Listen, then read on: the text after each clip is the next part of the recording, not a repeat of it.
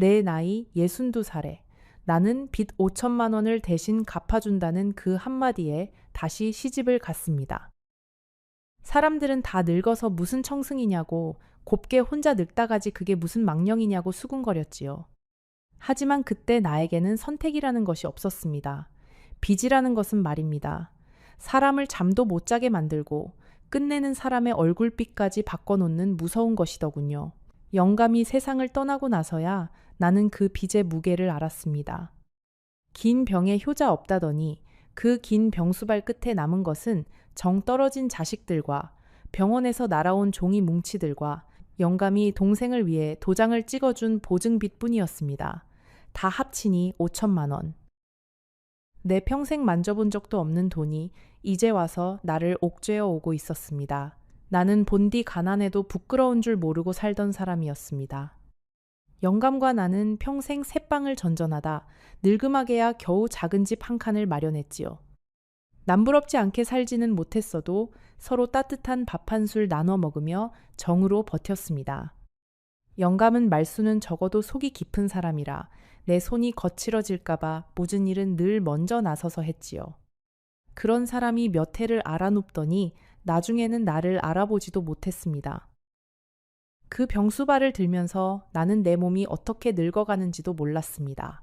영감이 떠나던 날 나는 울 기운조차 없었습니다. 슬픔보다 먼저 찾아온 것이 앞으로 이 빚을 어찌하나 하는 막막함이었으니까요. 사람이 그렇게 막다른 곳에 몰리면 슬퍼할 겨를도 사치가 되더군요. 나는 영감의 영정 앞에서 죄스럽게도 돈 걱정을 했습니다. 그 미안함이 지금도 가슴 한구석에 가시처럼 박혀 있습니다. 하나밖에 없는 아들 민수에게는 차마 손을 벌릴 수가 없었습니다. 그 애도 제 식구 건사하느라 허리가 휘는 형편이었고 며느리 눈치는 또 어떻고요. 명절에 한번 얼굴 비추는 것도 미안해서 고개를 못 들던 시절이었습니다. 내가 살던 그 작은 집 한 칸마저 넘어가게 생겼는데 나는 그저 마루에 앉아 마당만 바라보고 있었지요. 그러던 어느 날 먼 친척 되는 아주머니가 사람 하나를 소개해 주겠다고 했습니다. 박종배라는 이였습니다. 나보다 3살 위, 일찍 아내를 여의고 혼자 사는 남자라고 했지요. 작은 건물도 하나 있고 형편이 넉넉하다고요. 그리고 그 사람이 나와 살아준다면 내 빚을 대신 갚아주겠노라 했다는 것입니다. 여러분 혹시 그런 순간을 겪어보셨습니까? 자존심이고 체면이고 다 내려놓고 그저 살고 싶다는 생각 하나만 남는 그런 순간 말입니다. 잠시 후에 제가 그 집에 들어가 무엇을 보았는지 말씀드리겠습니다. 다만 먼저 한 가지만 여쭙고 싶습니다. 만약 여러분이 그때의 나였다면 빚에서 벗어나기 위해 그 손을 잡으셨겠습니까? 아니면 끝까지 거절하셨겠습니까? 댓글로 꼭 한마디 남겨주세요. 같은 세월을 건너온 사람들의 마음이 참 궁금합니다. 처음 박종배라는 사람을 만난 날을 나는 아직도 기억합니다. 점잖은 양복을 차려입고 말씨도 부드럽고 나에게 따뜻한 차 한 잔을 시켜주더군요. 그 사람은 내 손을 보더니 고생 많이 한 손이라고 이제는 편하게 모시고 싶다고 했습니다. 그 말 한마디에 나는 그만 눈물이 핑 돌았습니다. 영감 떠난 뒤로 누가 나에게 그런 다정한 말을 해준 적이 있었던가요? 그날 그 사람은 자기 이야기를 참 많이도 했습니다. 젊어서 고생해서 작은 건물 하나 일구었다고, 자식들도 다 키워 내보냈다고, 이제는 적적해서 말동무가 그립다고요. 나는 그 말이 다 진심인 줄 알았습니다. 사람이 사람을 처음 만났을 때 어찌 그 속을 다 들여다볼 수 있겠습니까? 겉으로 드러난 다정함만 보고 나는 그 사람의 마음 깊은 곳에 어떤 그늘이 드리워져 있는지 짐작조차 하지 못했습니다. 나를 그 자리에 데려간 친척 아주머니는 돌아오는 길에 내 손을 잡고 신신당부를 했습니다. 이런 자리는 2번 오는 게 아니라고, 늙어서 빚 없이 편히 사는 것이 복이라고요. 그 아주머니도 어쩌면 그 사람에게 무언가 받은 것이 있었는지도 모릅니다. 나중에 알고 보니 그런 자리를 놓아주고 사례를 받는 일이 그분의 살림 미천이었으니까요. 그때는 그저 나를 위하는 줄로만 알았습니다. 사람이 궁하면 자기를 속이는 사람조차 은인으로 보이는 법이더군요. 그날 밤 나는 영감의 사진 앞에 오래 앉아 있었습니다. 여보, 나 좀 잘못되어도 너무 나무라지 마오. 그렇게 혼잣말을 하며 나는 마음속으로 먼저 간 사람에게 용서를 빌었습니다. 살아있는 사람의 일이 이토록 모진데 떠난 사람이 무얼 어쩌겠습니까? 다만 그 사진 속 영감의 눈빛이 그날따라 유난히 나를 말리는 것 같았습니다. 집으로 돌아오는 버스 안에서 나는 창밖을 보며 오래 생각했습니다. 늙어서 다시 남자에게 의지한다는 것이 부끄럽기도 하고 먼저 떠난 영감에게 미안하기도 했지요. 하지만 그 부끄러움보다 더 큰 것이 빚에 대한 두려움이었습니다. 매일 밤 천장을 보며 그 숫자를 세던 날들, 전화벨만 울려도 가슴이 철렁 내려앉던 그 시절을 떠올리면 나는 무엇이든 붙잡고 싶었습니다. 민수는 처음에 펄쩍 뛰었습니다. 어머니가 무슨 부귀영화를 보겠다고 그 나이에 남의 집살이를 하러 가느냐고요. 하지만 그 애의 눈빛 속에는 솔직히 말하면 안도하는 빛도 섞여 있었습니다. 어미의 빚이 사라진다는 것, 그것이 자식에게도 얼마나 큰 짐을 더는 일이었겠습니까? 나는 그 안도하는 눈빛을 보고 마음을 굳혔습니다. 늙은 어미가 마지막으로 자식에게 해줄 수 있는 일이라고 여겼지요. 며느리는 또 어땠는지 아십니까? 겉으로는 어머님 좋으실 대로 하시라 했지만 돌아서는 그 입가에 옅은 웃음이 스치는 것을 나는 보았습니다. 골칫덩어리 시어머니의 빚이 남의 손으로 사라진다니 그 애로서는 얼마나 다행이었겠습니까? 나는 그 웃음을 못 본 척했습니다. 자식들에게 짐이 되느니 차라리 내가 그 짐을 지고 멀리 떠나는 편이 낫다고 스스로를 다독였지요. 그렇게 며칠을 더 망설이다가 나는 결국 그 손을 잡기로 했습니다. 친척 아주머니에게 그러겠노라 전하던 날 나는 마치 낭떠러지에서 한 발을 내딛는 기분이었습니다. 그것이 단단한 땅인지 허공인지도 모르면서요. 사람이 절박하면 눈을 감고도 발을 내딛게 되는 법이더군요. 결혼식이라고 할 것도 없었습니다. 그저 동사무소에 가서 종이에 도장을 찍고 가까운 사람 몇만 불러 국수 한 그릇 대접한 것이 다였습니다. 그 사람은 약속대로 내 빚을 갚아주었습니다. 빚쟁이들의 전화가 뚝 끊기던 그날, 나는 정말이지 새로 태어난 기분이었습니다. 이제 다리를 뻗고 잘 수 있겠구나. 그렇게 생각했지요. 하지만 그것이 얼마나 어리석은 생각이었는지 나는 곧 알게 되었습니다. 빚을 갚던 그날, 그 사람은 은행에서 돌아오는 길에 내게 종이 한 장을 보여주었습니다. 빚을 다 정리했다는 영수증이었지요. 그런데 그것을 내 손에 쥐어주는 대신 그 사람은 그 종이를 곱게 접어 자기 안주머니에 넣었습니다. 그러고는 나직이 말했습니다. 이건 내가 잘 간직하고 있겠다고요. 그때 나는 그 말의 뜻을 미처 알지 못했습니다. 그 종이 한 장이 앞으로 몇 해 동안 나를 묶어두는 사슬이 될 줄은 꿈에도 몰랐지요. 도장을 찍던 그날, 민수가 멀리서 찾아왔습니다. 그 애는 식장도 아닌 동사무소 앞에 서서 차마 안으로 들어오지 못하고 한참을 머뭇거렸지요. 어미가 남의 집에 몸을 의탁하러 가는 자리를 자식이 어찌 웃으며 지켜볼 수 있었겠습니까? 나는 그 애의 손을 잡고 괜찮다고 어미는 이제 빚 걱정 없이 살 거라고 했습니다. 민수는 끝내 아무 말도 못하고 고개를 숙인 채 돌아섰습니다. 그 굽은 등을 바라보며 나는 내가 무슨 짓을 하고 있는 건가 싶어 가슴이 무너졌습니다. 국수 한 그릇을 말아 손님 며칠 대접하던 그 자리에서도 박종배는 시종 무뚝뚝했습니다. 사람들 앞에서는 그래도 점잖은 척하더니 손님이 가고 나자 표정이 싹 변하더군요. 상을 치우는 내게 어서 짐을 챙기라고 마치 일꾼 부리듯 말했습니다. 나는 그제야 어렴풋이 느꼈습니다. 이 결혼은 부부의 연을 맺는 일이 아니라 사람 하나를 사들이는 거래였다는 것을요. 박종배의 집은 겉보기에는 번듯했습니다. 그러나 그 집에 발을 들인 첫날부터 나는 무언가 잘못되었다는 것을 느꼈습니다. 그 집에는 웃음소리가 없었습니다. 마치 오래도록 닫혀있던 방처럼 퀴퀴한 침묵 같은 것이 집안 구석구석에 배어 있었지요. 집안 살림은 손때가 묻지 않아 차갑고 메말라 있었습니다. 그릇 하나, 수저 하나에도 정이라는 것이 느껴지지 않았습니다.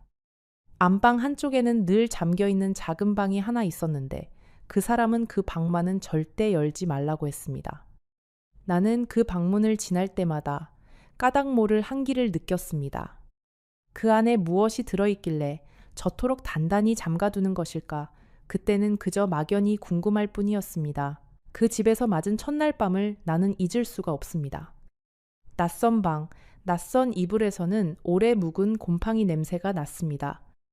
나는 그 방에 홀로 누워 천장을 보며 뜬 눈으로 밤을 새웠지요. 박종배는 안방에서, 나는 건넌방에서 잤습니다. 부부라는 이름뿐 우리 사이에는 처음부터 차디찬 벽이 하나 가로놓여 있었습니다. 나는 그 벽을 사이에 두고 내가 왜 이곳에 와 있는지를 자꾸만 되물었습니다. 이튿날 새벽, 나는 미처 날이 밝기도 전에 잠에서 깼습니다. 누군가 부엌에서 그릇 부딪히는 소리를 내며 어서 일어나 밥을 지으라고 재촉하고 있었으니까요. 그것이 그 집 손이 누이라는 노인의 첫인사였습니다. 나는 영문도 모른 채 부엌으로 떠밀려 나갔습니다. 그날부터 나의 새벽은 단 하루도 편히 밝아온 적이 없었습니다.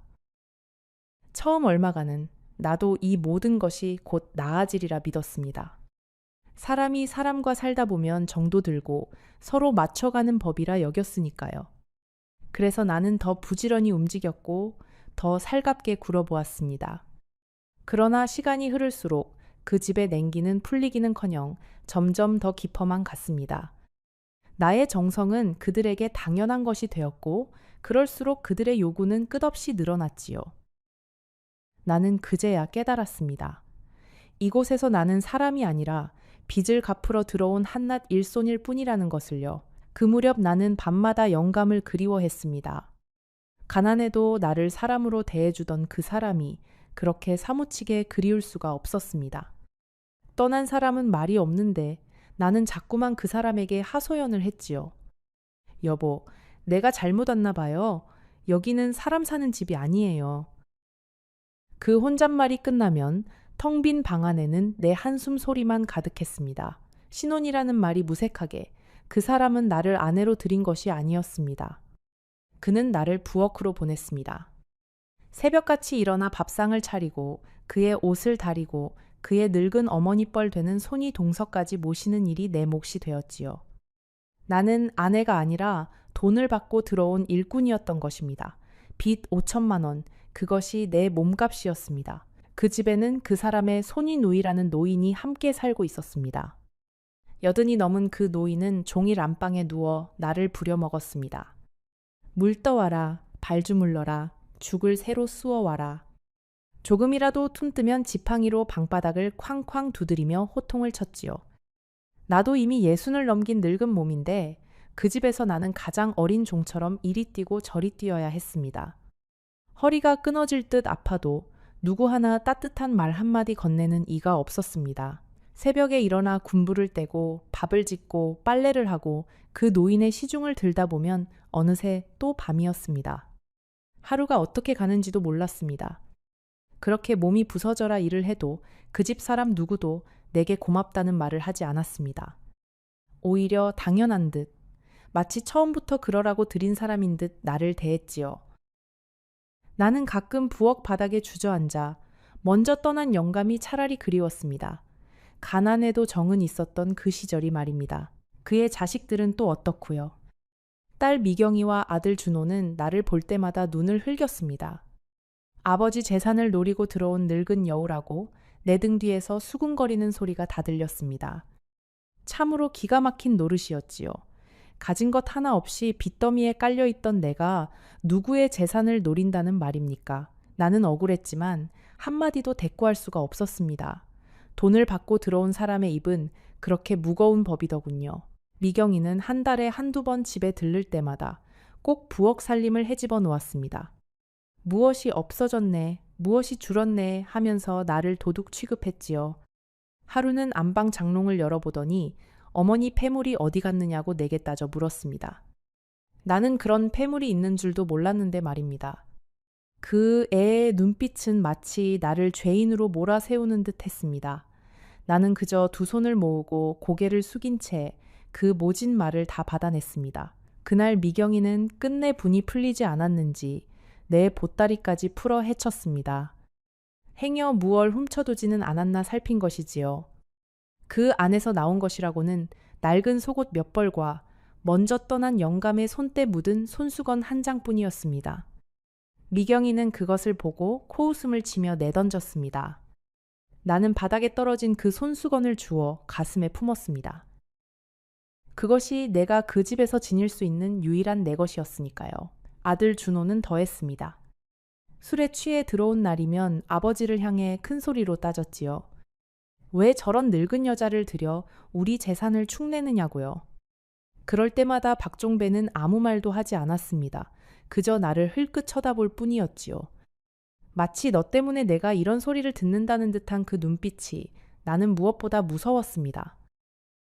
한 번은 준호가 술김에 내 방문을 발로 차며 당장 이 집에서 나가라고 소리를 질렀습니다. 나는 방 안에서 숨을 죽이고 그 거친 소리가 잦아들기만을 기다렸습니다. 그날 밤 나는 방구석에 웅크리고 앉아 날이 밝을 때까지 떨었습니다. 내 나이 60이 넘도록 누군가의 발길질 소리에 떨며 밤을 새우게 될 줄은 몰랐습니다. 사람이 사람에게 이토록 모질 수 있다는 것을 나는 그 집에서 처음 배웠습니다. 아들 준호는 더했습니다. 술에 취해 들어온 날이면 아버지를 향해 큰 소리로 따졌지요. 왜 저런 늙은 여자를 들여 우리 재산을 축내느냐고요. 그럴 때마다 박종배는 아무 말도 하지 않았습니다. 그저 나를 흘끗 쳐다볼 뿐이었지요. 마치 너 때문에 내가 이런 소리를 듣는다는 듯한 그 눈빛이 나는 무엇보다 무서웠습니다. 명절이 다가오면 그 집은 더 살벌해졌습니다. 자식들이 다 모이는 날, 나는 새벽부터 부엌에서 전을 부치고 갈비를 재웠습니다. 그런데 정작 상에 둘러앉으면 나는 그 식구들 틈에 끼지도 못하고 부엌 한 구석에서 혼자 찬밥을 먹어야 했지요. 그날 나는 문득 멀리 있는 내 아들 민수가 사무치게 보고 싶었습니다. 내 손주들은 잘 크고 있을까? 며느리는 차례상을 어떻게 차렸을까? 같은 명절인데 나는 남의 집 부엌에서 남의 차례상을 차리고 있었습니다. 그 서름을 무슨 말로 다 하겠습니까? 그날 밤 나는 부엌 한 구석에 앉아 옛 명절을 떠올렸습니다. 가난했어도 영감과 민수와 셋이 둘러앉아 떡국 한 그릇을 나눠 먹던 그 시절 말입니다. 민수가 어릴 적 세배를 하고 받은 세뱃돈을 자랑하던 모습, 영감이 흐뭇하게 웃던 그 얼굴이 눈앞에 선했습니다. 그때는 그것이 얼마나 큰 행복인 줄도 몰랐습니다. 사람은 잃고 나서야 가졌던 것의 귀함을 아는 법이더군요. 나는 손에 묻은 기름을 닦으며 멀리 있는 아들에게 전화라도 한번 걸어보고 싶었습니다. 그러나 그것조차 마음대로 할 수 없는 신세였지요. 나는 그저 부엌창 너머로 떠오른 둥근 달을 올려다보며 마음속으로 아들의 안부를 빌었습니다. 민수야, 어미는 잘 있으니 너희나 부디 무탈하거라. 그 달빛이 내 대신 아들의 창가에도 비치고 있기를 바랐습니다. 시간이 지날수록 박종배의 본 모습이 드러나기 시작했습니다. 그 부드럽던 말씨는 온데간데 없고 사소한 일에도 불같이 화를 내는 사람이었습니다. 국이 짜다고, 방이 춥다고, 자기 양말이 어디 있느냐고. 처음에는 나도 그러려니 했습니다. 늙은 남자들이 다 그렇게 까탈스럽지 않습니까? 하지만 그의 화는 점점 도를 넘어가고 있었습니다. 어느 날은 저녁상을 물리다가 국그릇을 떨어뜨린 적이 있었습니다. 그 사람은 벌떡 일어나더니 상을 발로 밀쳐버렸습니다. 그릇이 깨지고 국물이 사방으로 튀었지요. 그는 아무 말 없이 나를 한참 노려보다가 방으로 들어가 문을 쾅 닫았습니다.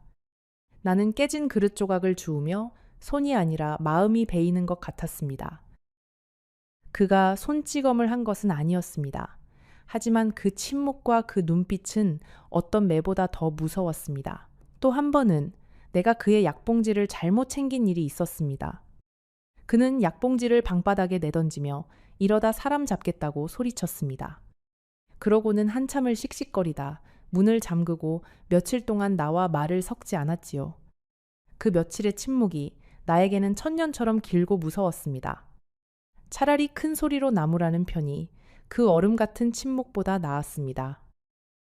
침묵으로 사람을 벌하는 것, 그것이 그 사람의 가장 무서운 방법이었습니다. 나는 그럴 때면 부엌에 쪼그려 앉아 행여 무슨 일이 벌어질까 숨을 죽였습니다. 그 집에서 나는 늘 다음에 닥칠 일을 두려워하며 살았습니다. 오늘은 또 무엇으로 화를 낼까? 무엇이 그의 비위를 거스를까? 그렇게 매 순간 눈치를 보며 사는 동안 내 마음은 점점 작은 새처럼 움츠러들었습니다. 두려움 속에서 사는 사람은 끝내 제 마음의 주인 자리마저 내어주게 되는 법이더군요. 그렇게 하루하루를 견디는 동안 나는 점점 말을 잃어갔습니다. 누구와도 속내를 나눌 수 없으니 마음은 똥고 또 또아갔지요. 가슴에 맺힌 말들이 갈 곳을 잃고 그저 한숨이 되어 흩어졌습니다. 사람에게 말할 곳이 없다는 것이 그렇게 사람을 외롭게 하는 줄 그때 알았습니다. 그날 이후로 나는 그의 눈치를 보는 것이 버릇이 되었습니다. 그가 헛기침만 해도 가슴이 철렁했고 발소리만 들려도 하던 일을 멈추고 긴장했지요. 사람이 사람을 그렇게 무서워하며 산다는 것이 얼마나 사람을 메마르게 하는지 그때 알았습니다. 나는 점점 말수가 줄었습니다. 거울 속의 내 얼굴은 하루가 다르게 시들어갔습니다. 어느새 나는 웃는 법을 잊어버린 사람이 되어 있었습니다. 그 손이누이라는 노인은 내가 조금이라도 쉬는 꼴을 보지 못했습니다. 잠시 허리를 펴려고 마루에 걸터 앉으면 어디서 나타났는지 지팡이로 마루장을 두드리며 호통을 쳤지요. 돈 받고 들어온 사람이 무슨 염치로 앉아 쉬느냐고요. 나는 그 말이 비수처럼 가슴에 꽂혔지만 한마디도 대꾸하지 못했습니다. 틀린 말이 아니었으니까요. 내 처지가 정말로 그러했으니까요. 하루는 그 노인의 옷을 빨다가 손이 곱아 빨래 방망이를 놓친 적이 있었습니다. 그 노인은 그것을 보고 다 늙은 게 손도 야무지지 못하다며 한참을 나무랐습니다. 나는 시린 손을 호호 불며 차가운 물에 다시 빨래를 헹궜습니다. 그때 문득 내가 이 나이에 무엇을 위해 이런 수모를 견디고 있는가 싶어 눈물이 핑 돌았습니다. 하지만 그 눈물조차 누가 볼까봐 얼른 닦아내야 했습니다. 우는 것도 마음대로 할 수 없는 신세였지요. 나는 그 집을 조금이라도 따뜻하게 만들어 보려 애썼습니다.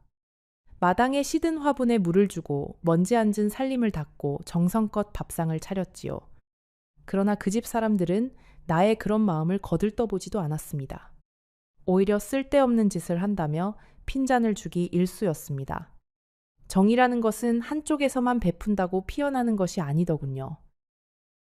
나의 정성은 메마른 땅에 뿌린 물처럼 흔적도 없이 스며들어 사라졌습니다. 가장 견디기 힘든 것은 돈이었습니다. 그는 나에게 단 한 푼도 손에 쥐어주지 않았습니다.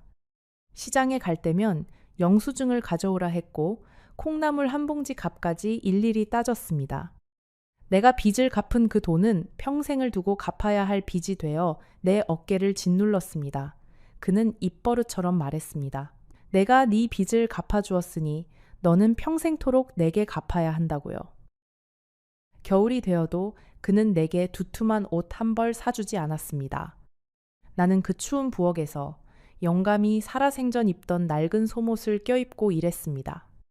어쩌다 몸이 아파 약 한 첩이 필요해도 그 앞에서는 차마 입이 떨어지지 않았지요. 늙은 몸이 여기저기 쑤셔도 나는 그저 끙끙 앓으며 참았습니다. 내 몸 하나 돌보는 일조차 그 집에서는 사치였으니까요. 돈에 묶인 사람의 신세가 그렇게 서럽고 초라한 것이더군요. 한 번은 김씨 할머니가 안쓰러워 자기 두루마기를 하나 내게 주려 한 적이 있었습니다. 그런데 나는 그것조차 받을 수가 없었습니다. 그 사람이 어디서 났느냐고 캐물으면 또 무슨 일이 벌어질지 두려웠으니까요. 나는 그 따뜻한 마음을 눈물로 사양했습니다. 남이 주는 옷 한 벌조차 마음 편히 받지 못하는 신세라니 나는 그날 내 처지가 그렇게 가여웠습니다. 장을 보러 가는 날이면 그는 동전 한 템까지 세어서 내 손에 쥐어주었습니다. 그러고는 돌아오면 산 물건과 영수증을 일일이 맞춰보았지요. 두부 한 무를 더 샀다고 콩나물이 비싸다고 한참을 나무랐습니다. 나는 평생 살림을 알뜰하게 해온 사람인데 그 집에서는 도둑이라도 된 양검사를 받아야 했습니다. 시장 상인들조차 내 사정을 눈치채고 혀를 차곤 했지요. 그 측은한 눈길이 나는 또 그렇게 부끄러웠습니다. 하루는 시장에서 우연히 옛 친구를 만났습니다. 그 친구가 반가워하며 따뜻한 국밥 한 그릇을 사주겠다고 했지요. 그런데 나는 그 호의조차 받을 수가 없었습니다. 집에 늦게 들어가면 또 무슨 추궁을 당할지 두려웠으니까요. 나는 친구의 손을 뿌리치고 도망치듯 시장을 빠져나왔습니다. 그날 집으로 돌아오는 길에 나는 길가에 서서 한참을 울었습니다. 사람 노릇하며 사는 것이 그렇게 어려운 일이 되어 있었습니다. 시장에는 콩나물을 파는 늙은 아주머니가 한 분 있었습니다. 그분은 내 사정을 눈치챘는지 올 때마다 콩나물을 한 줌씩 더 얹어 주었습니다. 영수증에 적히지 않게 슬그머니 봉지에 넣어주면서요. 말은 없었지만 그 작은 손길에 나는 매번 코끝이 시큰했습니다. 모진 세상에도 그렇게 마음 따뜻한 사람이 한 명쯤은 있더군요. 나는 그 한 줌의 정으로 그 모진 나날을 버텼는지도 모릅니다. 그러던 어느 날 나는 시장 한복판에서 그만 정신을 잃고 쓰러졌습니다. 며칠을 제대로 먹지도 자지도 못한 탓이었지요. 사람들이 놀라 나를 둘러쌌고 그 콩나물 아주머니가 달려와 내 손을 주물러 주었습니다. 정신을 차린 나는 집에 늦었다는 생각에 화들짝 놀라 일어섰습니다. 쓰러져 누운 와중에도 나는 내 몸보다 그 사람의 눈치를 먼저 살펴야 했던 것입니다. 그것이 그때 내 신세였습니다. 집에 돌아오니 박종배는 늦었다며 또 한바탕 나무랐습니다. 내가 길에서 쓰러졌다는 말은 차마 입 밖에 꺼내지도 못했습니다. 그는 내 안색이 어떤지, 내가 끼니는 거르지 않았는지 궁금해하지도 않았지요. 사람이 사람을 이토록 무심히 대할 수 있다는 것이 나는 새삼 서러웠습니다. 그날 밤 나는 살아있는 것 자체가 짐처럼 느껴졌습니다. 그 무렵부터 나는 아들 민수와도 점점 멀어졌습니다. 박종배는 내가 아들에게 전화하는 것조차 못마땅해 했습니다. 친정 자식한테 무얼 그리 빼돌리느냐고 통화하는 옆에서 귀를 세우고 들었지요. 나는 점점 바깥 세상과 끊어져 갔습니다. 마치 깊은 우물 속에 혼자 갇힌 것처럼 하루하루가 캄캄했습니다. 한 번은 민수가 어머니 목소리가 듣고 싶다며 집으로 전화를 걸어온 적이 있었습니다. 내가 수화기를 들자 박종배가 어느새 다가와 그 수화기를 빼앗듯 받아들었습니다. 그러고는 어머니는 잘 계시니 걱정 말라며 자주 전화하지 말라고 했지요. 나는 아들의 목소리를 한마디도 제대로 듣지 못한 채 그저 멀어지는 수화기 너머의 소리만 안타깝게 바라보았습니다. 그날 밤 나는 이불을 뒤집어 쓰고 소리 죽여 울었습니다. 자식이 지척에 있어도 만날 수 없는 것이 그렇게 사무치는 일인 줄 몰랐습니다. 그 무렵부터 나는 자꾸만 같은 꿈을 꾸었습니다. 한 여인이 하얀 한복을 입고 그 잠긴 방문 앞에 서서 나를 가만히 바라보는 꿈이었지요. 그 여인은 아무 말도 하지 않았습니다. 다만 슬픈 눈으로 나를 보다가 어서 이곳을 떠나라는 듯 고개를 가로저었습니다. 나는 그때마다 식은땀을 흘리며 잠에서 깼습니다. 그 여인이 누구인지 나는 묻지 않아도 알 것 같았습니다. 꿈에서 깨면 옆방에서 박종배의 거친 숨소리가 들려왔습니다. 나는 어둠 속에서 두 손을 모으고 부디 오늘 밤만은 무사히 지나가게 해달라고 빌었습니다. 무엇을 향한 기도였는지도 모르겠습니다. 다만 그 캄캄한 방 안에서 기도라도 하지 않으면 견딜 수가 없었습니다. 사람이 막다른 곳에 몰리면 보이지 않는 무언가에라도 매달리게 되는 법이더군요. 그 무렵 나는 길에서 우연히 민수 또래의 청년을 보면 한참을 멍하니 서 있곤 했습니다. 내 아들도 저렇게 어딘가에서 제 식구를 건사하며 살고 있겠지 하는 생각에서였지요. 손주들은 그새 얼마나 컸을까? 며느리와는 잘 지내고 있을까? 묻고 싶은 것은 산처럼 쌓여가는데 나는 그 무엇도 물을 수가 없었습니다. 자식을 향한 그리움이 그 집에서 나를 가장 아프게 한 것이었습니다. 가끔은 민수가 어릴 적 내 치맛자락을 붙잡고 따라다니던 모습이 떠올랐습니다. 엄마 어디 가지 말라고 눈물 그렁그렁한 눈으로 매달리던 그 작은 아이 말입니다. 이제는 그 아이가 다 자라 어른이 되었는데 정작 어미인 내가 그 아이 곁을 떠나 이 먼 집에 갇혀 있었습니다. 세월이 참 얄갑지요. 나는 그 그리운 얼굴을 마음에 그리며 또 하루를 견뎠습니다. 그리움이라는 것은 참 묘한 것이어서 사람을 아프게 하면서도 또 살게 합니다. 나는 아들을 그리워하는 그 마음 하나로 무너지지 않고 버텼습니다. 언젠가 꼭 그 아이의 곁으로 돌아가겠다는 그 작은 다짐이 나를 지탱한 마지막 기둥이었습니다. 그 기둥 하나가 없었다면 나는 진작에 그 추운 집에서 쓰러지고 말았을 것입니다. 민수도 어미가 이상하다는 것을 느꼈던 모양입니다. 하지만 그 애는 어미가 제 발로 택한 길이라 여겨 차마 깊이 캐묻지 못했지요.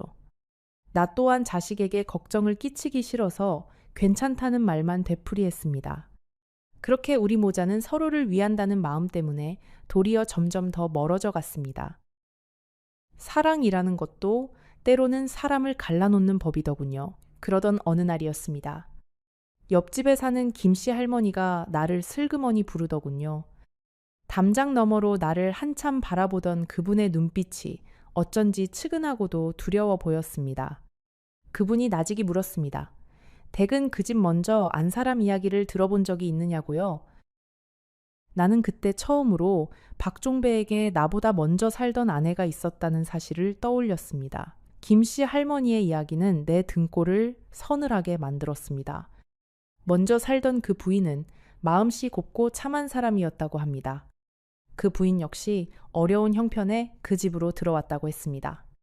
나처럼 빚에 쫓겨서였는지 아니면 다른 사정이 있었는지는 알 수 없으나 그 부인도 그 집에서 종처럼 부려지며 살았다는 것입니다. 그러다 어느 해 겨울 그 부인이 갑자기 집을 나갔다고 했습니다. 아니, 나갔다기보다는 사라졌다는 표현이 맞을 것입니다. 사람들은 그 부인이 친정으로 갔다고도 하고 먼 데로 떠났다고도 했지만 그 누구도 그 뒤로 그 부인의 얼굴을 다시 본 사람이 없었습니다. 김씨 할머니는 목소리를 더 낮추었습니다. 그 부인이 사라지기 며칠 전 마을에서 그 부인을 마주쳤다고 했지요. 그때 그 부인의 손목에는 시퍼런 자국이 있었고 눈은 늘 무언가에 쫓기는 사람처럼 불안했다고 합니다. 그 부인이 김씨 할머니의 손을 붙잡고 여기서 벗어나고 싶다고 살려달라고 했다는 것입니다. 그런데 며칠 뒤 그 부인은 흔적도 없이 사라졌습니다. 김씨 할머니는 그날 그 부인의 손을 잡아주지 못한 것이 평생 한이 된다고 했습니다. 김씨 할머니는 그 부인을 떠올리며 한참을 말없이 눈물을 훔쳤습니다. 그 부인은 새벽이면 늘 마당을 쓸었다고 합니다. 담장 너머로 김씨 할머니와 눈이 마주치면 수줍게 웃으며 고개를 숙이던 곱고 조용한 사람이었다고요. 그러나 언제부턴가 그 부인의 웃음이 사라졌고 마당을 쓰는 손길에도 힘이 없어졌다고 했습니다. 그러다 어느 날부터 아예 마당의 모습을 보이지 않게 되었다는 것입니다. 사람이 시들어가는 것을 담장 하나를 사이에 두고도 어쩌지 못했다고 김씨 할머니는 자책했습니다. 마을 사람들도 그 부인의 일을 모르지 않았다고 합니다. 다만 남의 집안일에 끼어드는 것이 두려워 다들 못 본 척 입을 다물었던 것이지요. 그 부인이 사라진 뒤에야 사람들은 수군거렸지만 이미 늦은 일이었습니다. 박종배는 그 부인이 친정으로 갔다고만 했고 누구도 더는 캐묻지 못했습니다. 그렇게 한 사람의 인생이 마을 사람들의 침묵 속에 조용히 지워져 갔습니다. 나는 김씨 할머니의 이야기를 들으며 내가 바로 그 부인의 자리에 앉아 있다는 것을 깨달았습니다. 같은 집, 같은 부엌, 같은 침묵. 그 부인이 걸었던 그 길을 나는 한 걸음씩 똑같이 따라 걷고 있었던 것입니다. 그렇다면 그 길의 끝에서 나를 기다리고 있는 것은 무엇일까요? 나는 그 생각만으로도 온몸이 얼어붙는 것 같았습니다. 나는 그 이야기를 듣고 며칠 밤을 뜬 눈으로 지새웠습니다. 박종배가 화를 낼 때마다 그의 눈빛에 서리던 그 차가운 기운, 그것의 정체를 이제야 알 것 같았습니다. 곱고 참하던 그 부인은 도대체 어디로 사라진 것일까요? 왜 아무도 그 뒤를 모른다는 것일까요? 그날 이후로 나는 그 잠긴 작은 방이 자꾸만 마음에 걸렸습니다. 어느 날 박종배가 외출한 틈을 타 나는 그 방문 앞에 한참을 서 있었습니다.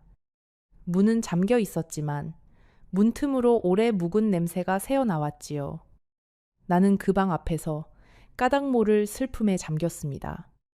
어쩌면 저 방 안에 사라진 그 부인의 흔적이 그대로 잠들어 있는 것은 아닐까.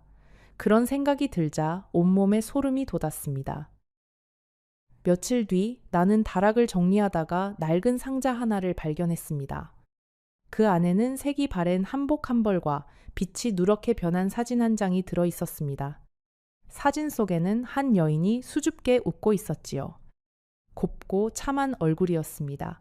그분이 바로 사라졌다는 그 먼저 부인이었습니다. 나는 그 사진을 한참 들여다보았습니다. 마치 그 부인이 사진 속에서 나에게 무언가를 말하려는 것만 같았습니다. 그 한복 자락 사이에서 나는 접힌 종이 한 장을 발견했습니다. 누군가 급하게 써 내려간 듯한 글씨였습니다. 거기에는 이렇게 적혀 있었습니다. 무서워서 더는 못 살겠다고, 이 집을 나가고 싶다고. 그 글은 채 끝맺지도 못한 채 끊겨 있었습니다. 나는 그 종이를 손에 쥔 채 한참을 그 자리에서 일어나지 못했습니다. 그 부인의 두려움이 마치 내 두려움처럼 가슴으로 밀려 들어왔습니다. 그날 이후로 나는 그 잠긴 방을 더욱 의식하게 되었습니다. 밤이면 그 방 쪽에서 바람 소리 같은 것이 새어 나오는 듯도 했습니다. 늙은 집이 우는 소리였을 테지만 내 귀에는 자꾸만 누군가의 흐느낌처럼 들렸지요. 나는 그 방 앞을 지날 때면 나도 모르게 발걸음을 재촉했습니다. 어떤 비밀은 알지 못하는 채로 두는 것이 차라리 견딜 만한 법이니까요. 한 번은 박종배가 그 방문을 열고 안으로 들어가는 것을 본 적이 있습니다. 그는 한참을 그 안에 머물렀습니다. 문틈으로 새어나오는 것은 낮게 중얼거리는 그의 목소리뿐이었습니다. 마치 그 방 안에 누군가와 이야기를 나누는 듯한 그 소리에 나는 등골이 서늘해졌습니다. 그가 방에서 나올 때 그의 눈은 붉게 충혈되어 있었습니다.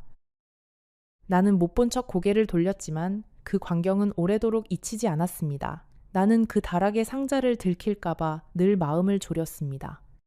행여 내가 그 부인의 흔적을 보았다는 것을 그가 알게 된다면 무슨 일이 벌어질지 두려웠으니까요.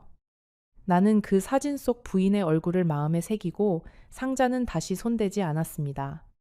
다만 그 부인이 끝맺지 못한 글의 마지막 구절이 자꾸만 내 귓가를 맴돌았습니다.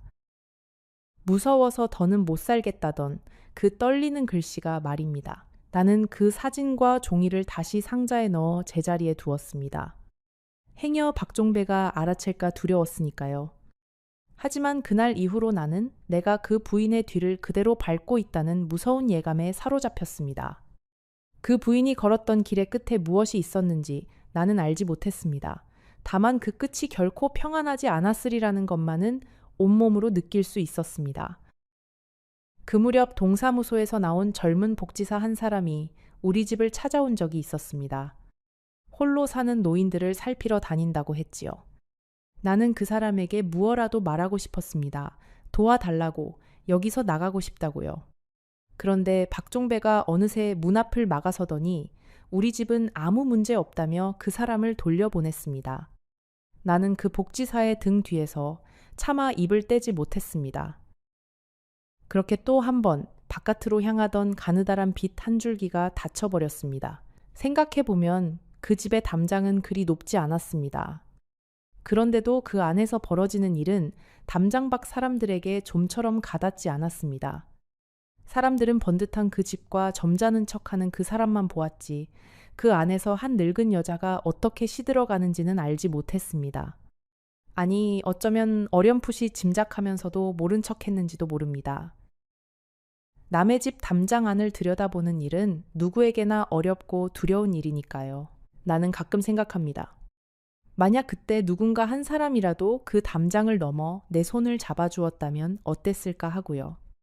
먼저 사라진 그 부인도 누군가 손을 내밀어 주기를 얼마나 간절히 바랐을까요? 사람을 살리는 것은 거창한 무엇이 아니라 그저 담장 너머로 내미는 따뜻한 손 하나일 때가 많습니다. 그러나 그 손 하나가 세상에서 가장 내밀기 어려운 것이기도 하지요. 나는 그 시절 누구를 원망할 기운조차 없었습니다. 그저 하루가 무사히 저물기를, 오늘 밤도 별일 없이 지나가기를 바랄 뿐이었지요. 사람이 가장 약해지면 바라는 것이 그렇게 작아지더군요. 큰 행복도 큰 욕심도 다 사라지고 오직 무탈한 하루 하나면 좋겠습니다. 그 작은 바람 하나를 붙들고 나는 그 긴 겨울을 건너고 있었습니다. 그날 밤 나는 오래도록 잠을 이루지 못했습니다. 왜 나는 그 복지사를 붙잡지 못했을까? 왜 한마디를 못했을까? 두려움이라는 것은 사람의 입을 그렇게 막아버립니다. 무서운 사람과 한 지붕 아래 오래 살다 보면 어느새 제 목소리를 잃어버리게 되는 법이더군요. 나는 점점 사라진 그 부인의 마음을 알 것 같았습니다. 한 번은 큰맘 먹고 그 집을 나서 본 적이 있습니다. 보따리도 챙기지 못한 채 그저 발길 닿는 대로 큰 길까지 걸어 나갔지요. 그런데 막상 거리에 서고 보니 내가 갈 곳이 어디에도 없었습니다. 아들 집으로 가자니 며느리 얼굴이 떠올랐고 친구 집에 신세를 지자니 그것도 하루 이틀이지요. 나는 결국 해가 질 무렵 다시 그 집 대문 앞으로 돌아오고 말았습니다. 갈 곳 없는 늙은이에게는 그 모진 집조차 한 끼 밥과 잠자리가 있는 유일한 곳이었으니까요. 그날 박종배는 내가 어디를 다녀왔느냐고 캐물었습니다. 나는 그저 바람을 쐬고 왔다고 둘러댔지만 그의 눈빛은 내 거짓말을 꿰뚫어 보는 듯 했습니다. 그는 아무 말 없이 나를 한참 노려보더니 다시는 멋대로 집을 비우지 말라고 했습니다. 그 낮고 차가운 목소리가 어떤 호통보다 무서웠습니다. 그날 이후로 나는 마치 보이지 않는 줄에 묶인 사람처럼 그 집을 벗어날 엄두를 내지 못했습니다. 그렇게 계절이 몇 번 바뀌는 동안 나는 차츰 나 자신을 잃어갔습니다. 거울 앞에서도 나를 알아보기 어려웠습니다. 등은 굽고 얼굴에는 그늘이 졌으며 눈빛에는 생기가 사라졌지요. 한때는 누구보다 부지런하고 정 많던 내가 그 집에서는 그저 시키는 대로 움직이는 그림자가 되어 있었습니다. 사람이 사람답게 사는 일이 그토록 귀하고도 어려운 것인 줄 그때 비로소 알았습니다. 그래도 옆집 김씨 할머니는 가끔 담장 너머로 따뜻한 것을 건네주곤 했습니다. 김이 모락모락, 나는 찐 고구마 한 알, 갓 부친 부침개 한 조각 같은 것들 말입니다. 그 사람이 외출한 틈을 타 우리는 담장 아래에서 잠깐씩 이야기를 나누었지요. 그 짧은 순간이 그 집에서 내가 숨을 쉴 수 있는 유일한 틈이었습니다. 사람의 정이라는 것은 그렇게 담장 하나를 넘어서도 사람을 살리는 힘이 있더군요. 하루는 김씨 할머니가 내 손을 꼭 잡고 말했습니다. 댁은 절대 그 먼저 부인처럼 되지 말라고 무슨 수를 써서라도 살아서 그 집을 나오라고요. 그 말에 나는 그만 눈물이 쏟아졌습니다. 그 집에 들어온 뒤로 나를 사람으로 걱정해준 첫마디였으니까요. 나는 그 따뜻한 손을 잡고 꼭 그러겠노라 마음속으로 다짐했습니다. 그날 밤 나는 오랜만에 조금 편한 잠을 잤습니다. 세상에 내 편이 한 사람이라도 있다는 것이 그렇게 큰 힘이 되는 줄 몰랐습니다. 비록 담장 하나를 사이에 둔 이웃일 뿐이었지만 그 한 사람의 마음이 나를 무너지지 않게 붙들어 주었지요. 어쩌면 사람은 단 한 사람의 진심만으로도 살아갈 수 있는 존재인지도 모릅니다. 여러분 잠시 숨을 고르겠습니다. 지금부터 제가 들려드릴 이야기는 내가 그 집에서 보낸 가장 길고 추웠던 겨울의 이야기입니다. 조금만 더 계셔주세요. 잠시 후면 그 집의 닫힌 방문 뒤에 무엇이 숨어 있었는지 알게 되실 테니까요. 그 겨울 박종배의 건강이 눈에 띄게 나빠지기 시작했습니다. 평생 술과 담배를 가까이 한 사람이라 가슴을 부여잡고 주저앉는 일이 잦아졌지요. 그럴 때마다 그는 더욱 신경질적으로 변했습니다. 자기 몸이 약해지는 것이 마치 내 탓이라도 되는 양 애좀은 나에게 화풀이를 했습니다. 병이 들자 그는 더욱 나를 옆에 붙들어 두었습니다. 잠시도 곁을 떠나지 못하게 하고 밤새 곁에서 시중을 들게 했지요. 그러면서도 고맙다는 말은커녕 약이 쓰다고 죽이 식었다고 짜증을 부렸습니다. 나는 밤낮 없이 그 곁을 지키느라 내 몸이 어떻게 무너지는지도 몰랐습니다. 어느새 나도 끼니를 거르는 일이 잦아졌고 거울 속에 나는 그 부인의 사진처럼 빛이 발해가고 있었습니다. 밤이 가장 길고 힘들었습니다. 그는 두어 시간마다 나를 깨워 물을 찾고 이불을 고쳐달라 하고 등을 두드려달라 했습니다. 나는 거의 잠을 이루지 못한 채 그의 머리맡을 지켰지요. 그러면서도 행여 무슨 일이 생길까 잠시도 마음을 놓을 수가 없었습니다. 그렇게 며칠 밤을 새우다 보면 내가 환자인지 그가 환자인지 분간이 가지 않을 지경이었습니다. 사람을 미워하면서도 그 곁을 떠나지 못하고 돌보는 일이 그토록 사람을 지치게 하는 줄 몰랐습니다. 그래도 나는 그 병수발을 마다하지 않았습니다. 미운 정도 정이라고 막상 사람이 그렇게 무너져가는 모습을 보니 측은한 마음이 들었으니까요. 한편으로는 먼저 떠난 영감을 떠나보낸 그 시절이 자꾸만 겹쳐 떠올랐습니다. 사람이 떠나는 자리를 2번이나 지키게 되다니 내 팔자가 어찌 이런가 싶었지요. 그러나 2사람을 보내는 내 마음의 무게는 하늘과 땅처럼 달랐습니다. 한 사람은 사랑이었고 한 사람은 두려움이었으니까요. 그 겨울은 유난히 길고 추웠습니다. 처마 끝에 매달린 고드름처럼 그 집에 하루하루도 차갑게 얼어붙어 갔지요. 병든 그는 점점 더 자주 그 부인의 이름을 불렀고 자식들은 점점 더 자주 다투었으며 나는 점점 더 말이 없어졌습니다. 그 집안의 모든 것이 끝을 향해 천천히 가라앉고 있었습니다.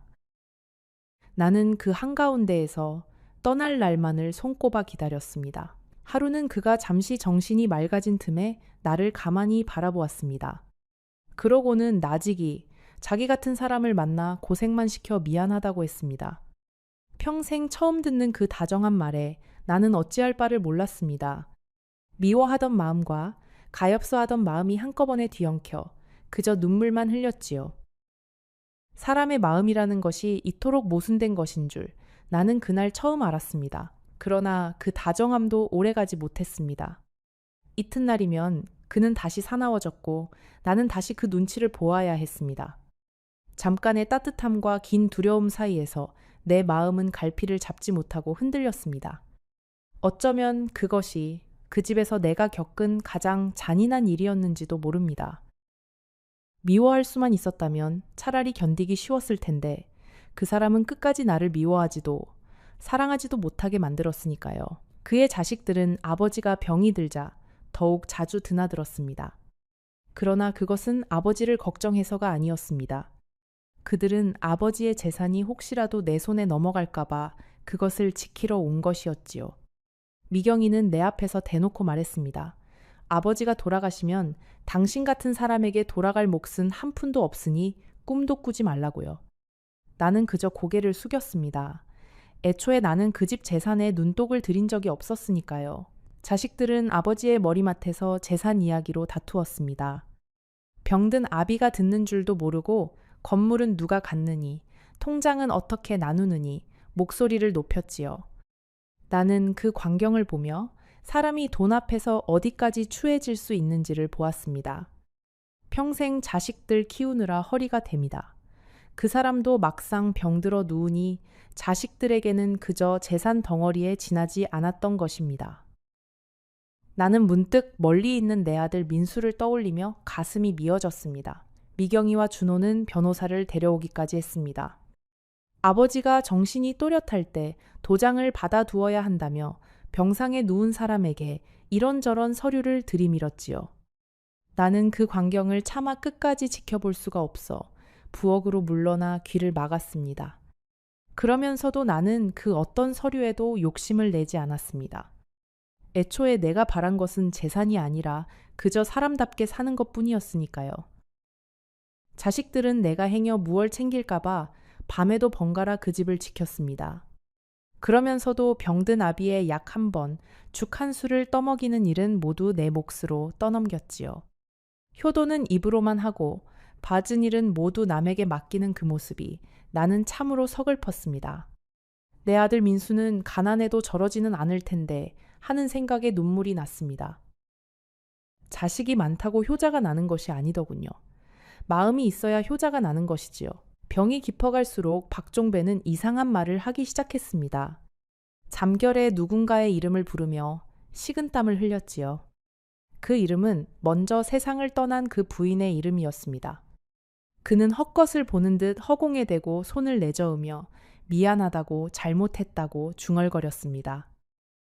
나는 그 모습을 보며 그가 마음속에 무거운 죄 하나를 짊어지고 살아왔다는 것을 어렴풋이 느꼈습니다. 어떤 밤이면 그는 잠에서 깨어나 벽을 향해 손을 내저으며 소리쳤습니다. 저리 가라고, 나를 데려가지 말라고요. 마치 보이지 않는 누군가가 그를 찾아오기라도 한 것처럼 말입니다.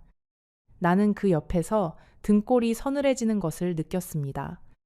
사람이 평생 지은 죄는 결국 그 마지막 밤에 모두 제 발로 찾아오는 법인가 봅니다. 그가 헛소리를 하는 밤이면 나는 그의 곁에서 그 모든 말을 들어야 했습니다. 어떤 밤에는 그 부인에게 빌었고 어떤 밤에는 무언가를 감추려는 듯 안절부절 못했습니다. 그 잠긴 방을 가리키며 저기는 아무도 들어가면 안 된다고 소리치기도 했지요. 나는 그 곁에서 그가 평생 등에 지고 살아온 짐의 무게를 짐작할 수 있었습니다. 사람이 남에게 모질게 군 죄는 끝내 제 마음을 갉아먹고야 마는 법이더군요.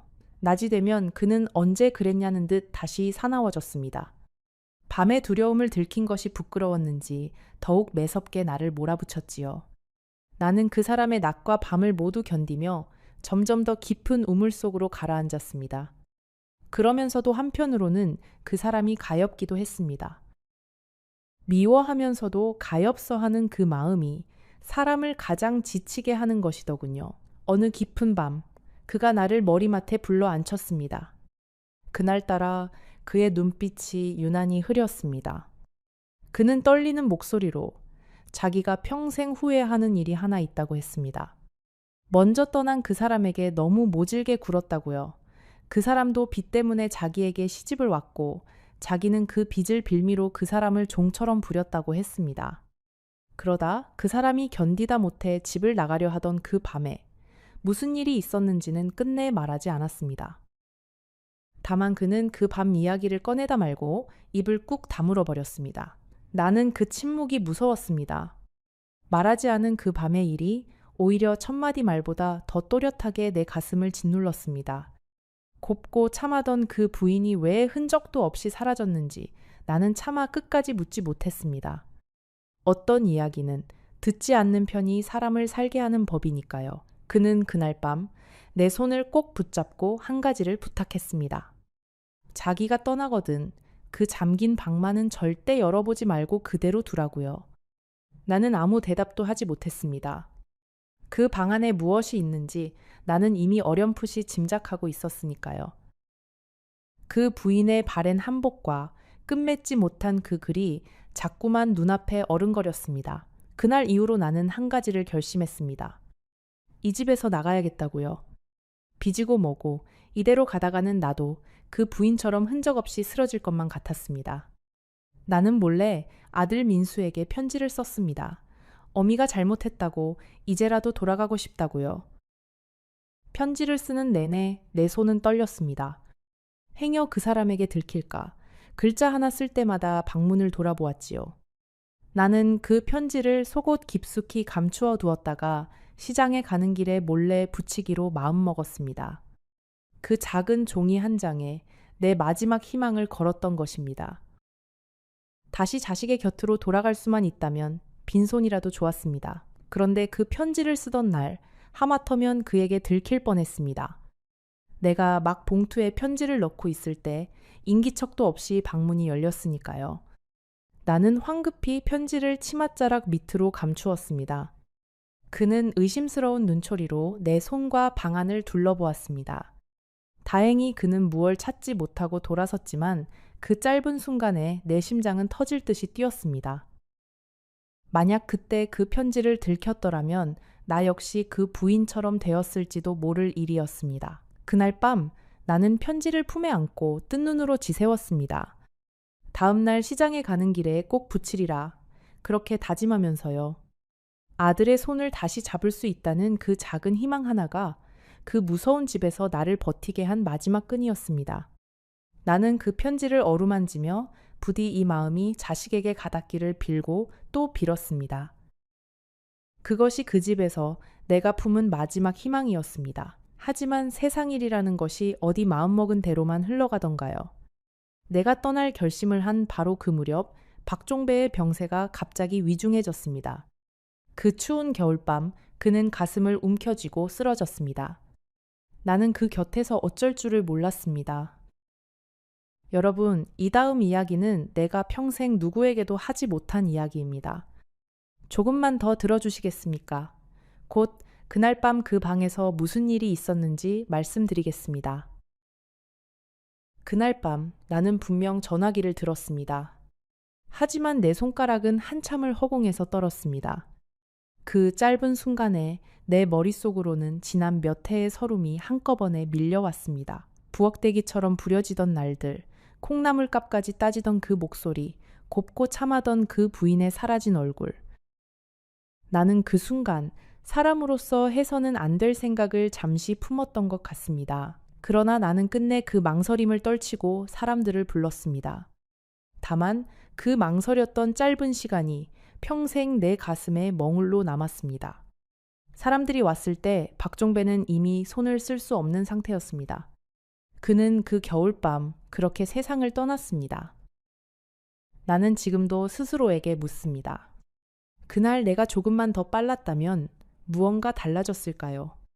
아니면 어차피 정해진 일이었을까요? 나는 그를 해치지 않았습니다. 손 하나 대지 않았습니다. 하지만 그 잠깐의 망설임만큼은 평생 나를 떠나지 않았습니다. 사람의 마음이라는 것이 그렇게 무서운 것이더군요. 박종배가 떠나자 그의 자식들은 기다렸다는 듯이 달려들었습니다. 그들은 장례가 끝나기가 무섭게 나를 그 집에서 내쫓았습니다. 재산은 한 푼도 내 몫이 아니라며 내가 들고 나갈 수 있는 것은 처음 들어올 때 가져온 보따리 하나뿐이었습니다. 나는 아무것도 가지지 못했습니다. 다만 갚았던 그 빚만큼은 다시 지지 않게 되었지요. 그것 하나가 그 모진 세월의 유일한 대가였습니다. 그 집을 나오던 날 나는 그 잠긴 방문을 마지막으로 한번 돌아보았습니다. 그 방은 끝내 열리지 않은 채 그대로 남았습니다. 그 안에 잠든 사연이 무엇이었든 이제 그것은 나의 몫이 아니었습니다. 다만 나는 대문을 나서며 마음속으로 그 부인에게 작별을 고했습니다. 부디 그곳에서는 편안하시기를 하고요. 세상 사람들은 이런저런 말들을 했습니다. 늙은 부부 사이의 일이라며 그저 안타깝게 여기고 넘어갔지요. 누구도 그 집의 닫힌 방문 뒤를 깊이 들여다보려 하지 않았습니다. 먼저 사라졌던 그 부인의 일도, 박종배가 떠난 그 밤의 일도 모두 시간 속에 그렇게 묻혀갔습니다. 나는 보따리 하나를 들고 아들 민수의 집으로 갔습니다. 며느리는 여전히 나를 반기지 않았지만 민수는 말없이 내 손을 잡아주었습니다. 어머니, 고생 많으셨다고. 그 한마디에 나는 그 집 대문 앞에 주저앉아 한참을 울었습니다. 돌아갈 곳이 있다는 것이 그렇게 고마운 일인 줄 그때 처음 알았습니다. 그날 이후로 벌써 20해 가까운 세월이 흘렀습니다. 나는 이제 80을 넘긴 늙은이가 되었습니다. 그 모진 세월을 떠올릴 때마다 나는 한 가지를 생각합니다. 빚이라는 것은 사람을 절벽으로 내몰고 그 절벽 끝에서 사람은 가장 어리석은 선택을 하게 된다는 것을요. 내가 그때 그 손을 잡지 않았더라면 어땠을까요? 집 한 칸을 잃고 길에 나앉았을지도 모릅니다. 하지만 적어도 그 캄캄한 우물 속에서 몇 해를 보내지는 않았을 것입니다. 적어도 그 겨울밤 사람으로서 해서는 안 될 생각을 품고 평생을 후회하며 살지는 않았을 것입니다. 사람은 누구나 살면서 한 번쯤 절박한 순간을 만납니다. 그럴 때 누군가 손을 내밀면 그 손이 구원의 손인지 올가미인지 분간하기가 참으로 어렵습니다. 나는 여러분께 이 말씀 하나만 드리고 싶습니다. 아무리 절박해도 사람의 존엄을 돈으로 사고 파는 일에는 발을 들이지 마시라고요. 그것은 빚을 갚는 일이 아니라 평생 갚지 못할 더 큰 빚을 지는 일이니까요. 오늘 밤도 나는 가끔 그 부인의 얼굴을 떠올립니다. 곱고 참했다는, 끝내 흔적도 없이 사라졌다는 그 부인 말입니다. 나는 그분 대신 살아남아 이렇게 여러분께 이야기를 들려드리고 있습니다. 어쩌면 그것이 살아남은 사람의 책임인지도 모르겠습니다. 여러분, 부디 기억해 주세요. 누군가 내미는 손이 너무 달콤하거든 한 번쯤 그 손의 무게를 의심해 보시기를. 세상에 공짜로 갚아주는 빚은 없으니까요. 만약 오늘 이 이야기가 여러분의 마음 한구석을 건드렸다면 지금 화면에 보이는 저 영상을 꼭 눌러보세요. 그 이야기는 오늘 이야기보다 더 깊고 더 서늘한 또 다른 한 사람의 인생이 담겨 있습니다. 분명 끝까지 눈을 떼지 못하실 겁니다. 그곳에서 다시 만나요. 이혼 한 달 뒤 매일 밤 우리 집 대문 앞에 찾아오던 전 남편. 그가 거기 서 있던 진짜 이유를 알게 된 날, 저는 그 자리에서 무너지고 말았습니다. 50년을 한 집에서 산 사람과 갈라선 지 꼭 한 달째 되던 밤이었습니다. 자정이 가까운 시간, 저는 막 자리에 누워 이불을 끌어당기던 참이었습니다. 그런데 대문 쪽에서 무언가 느껴졌습니다. 발소리도 아니고 두드리는 소리도 아니었습니다. 그저 누군가가 그 자리에 가만히 서 있는 그런 무거운 기척이었습니다. 처음에는 길고양이려니 했습니다. 나이를 먹으면 작은 소리 하나에도 가슴이 덜컥 내려앉으니까요. 그런데 다음 날 밤도 또 그 다음 날 밤도 똑같은 시간에 똑같은 기척이 대문 앞에 머물다 사라졌습니다. 나흘째 되던 밤, 저는 결국 떨리는 손으로 대문 틈에 눈을 갖다 대었습니다. 그리고 가로등 불빛 아래 한 사람의 그림자를 보았습니다. 50년을 한 이불 밑에서 함께 늙은 사람이었습니다. 한 달 전, 제 손으로 서류에 도장을 찍어 남남이 된 그 사람, 제 전 남편이었습니다. 그는 한마디도 하지 않았습니다. 그저 대문 쪽을 한참 바라보다가 천천히 등을 돌려 어둠 속으로 걸어갔습니다. 마치 처음부터 거기 없던 사람처럼 말입니다. 그날 밤 저는 한숨도 못 잤습니다. 화가 치밀다가 또 무섭다가 어느 순간에는 까닭 모를 서글픔이 가슴 밑바닥에서 차올랐습니다. 헤어진 마누라 집 앞에 매일 밤 찾아와 저렇게 서 있다가는 이유가 도대체 무엇일까? 무슨 할 말이 남은 걸까? 아니면 무슨 원망이라도 품은 걸까? 그 밤, 저는 50년 결혼 생활을 처음부터 천천히 되짚어 보기 시작했습니다. 여러분, 잠깐만 제 이야기를 들어주세요. 지금부터 제가 들려드릴 이야기는 제가 그 사람을 50년 동안 얼마나 모르고 살았는지에 대한 이야기입니다. 그 대문 앞 그림자가 무엇을 숨기고 있었는지, 그리고 그 진짜 이유를 알게 된 날, 제가 왜 그 자리에 주저앉았는지, 잠시 뒤에 천천히 말씀드리겠습니다. 혹시 여러분 곁에도 말없이 무뚝뚝하기만 한 사람이 있다면 댓글로 한 줄 적어주세요. 그 침묵이 정말 무관심인지 아니면 그 안에 다른 무언가가 들어있는지 제 이야기를 끝까지 들으시면 다시 한번 곱씹어 보게 되실 겁니다. 제 이름은 김순자. 올해로 78이 되었습니다. 27에 시집을 가서 77에 도장을 찍었으니 꼬박 50년을 그 사람과 살았습니다. 남편 이름은 박상철, 저보다 4살 위였습니다. 젊어서는 시골 정미소에서 일했고, 나중에는 읍내에서 자그마한 방앗간을 하며 우리 식구를 먹여 살렸습니다. 자식은 둘을 두었습니다. 큰딸 영숙이와 한참 늦게 본 아들 재호. 남편은 평생 입이 무거운 사람이었습니다. 혼인하던 첫날부터 그랬습니다. 좋은 일이 있어도 그저 고개만 끄덕이고 속상한 일이 있어도 혼자 마당에 나가 한참을 쪼그려 앉아 있다 들어왔습니다. 저는 그게 늘 답답했습니다. 옆집 부부는 다투더라도 큰 소리로 싸우고 화해할 때는 또 그만큼 깔깔 웃는데 우리 집 안방에는 늘 절강 같은 정막만 흘렀으니까요. 혼인하고 첫 해 우리는 단칸방에서 살림을 시작했습니다. 부엌이 따로 없어 마당 한쪽에 아궁이를 놓고 밥을 지었습니다. 겨울이면 손등이 트도록 찬물에 쌀을 잃었고 그 사람은 동트기 전에 일을 나가 캄캄해져서야 돌아왔습니다. 그 시절에는 다들 그렇게 살았으니 가난이 부끄럽지는 않았습니다. 다만 서운했던 것은 그 사람이 따뜻한 말 한마디를 건넨 적이 없다는 것이었습니다. 고단한 하루 끝에 오늘 욕봤소. 그 한마디면 됐을 텐데 그 사람은 밥상 앞에 앉아 그저 묵묵히 수저만 들었습니다.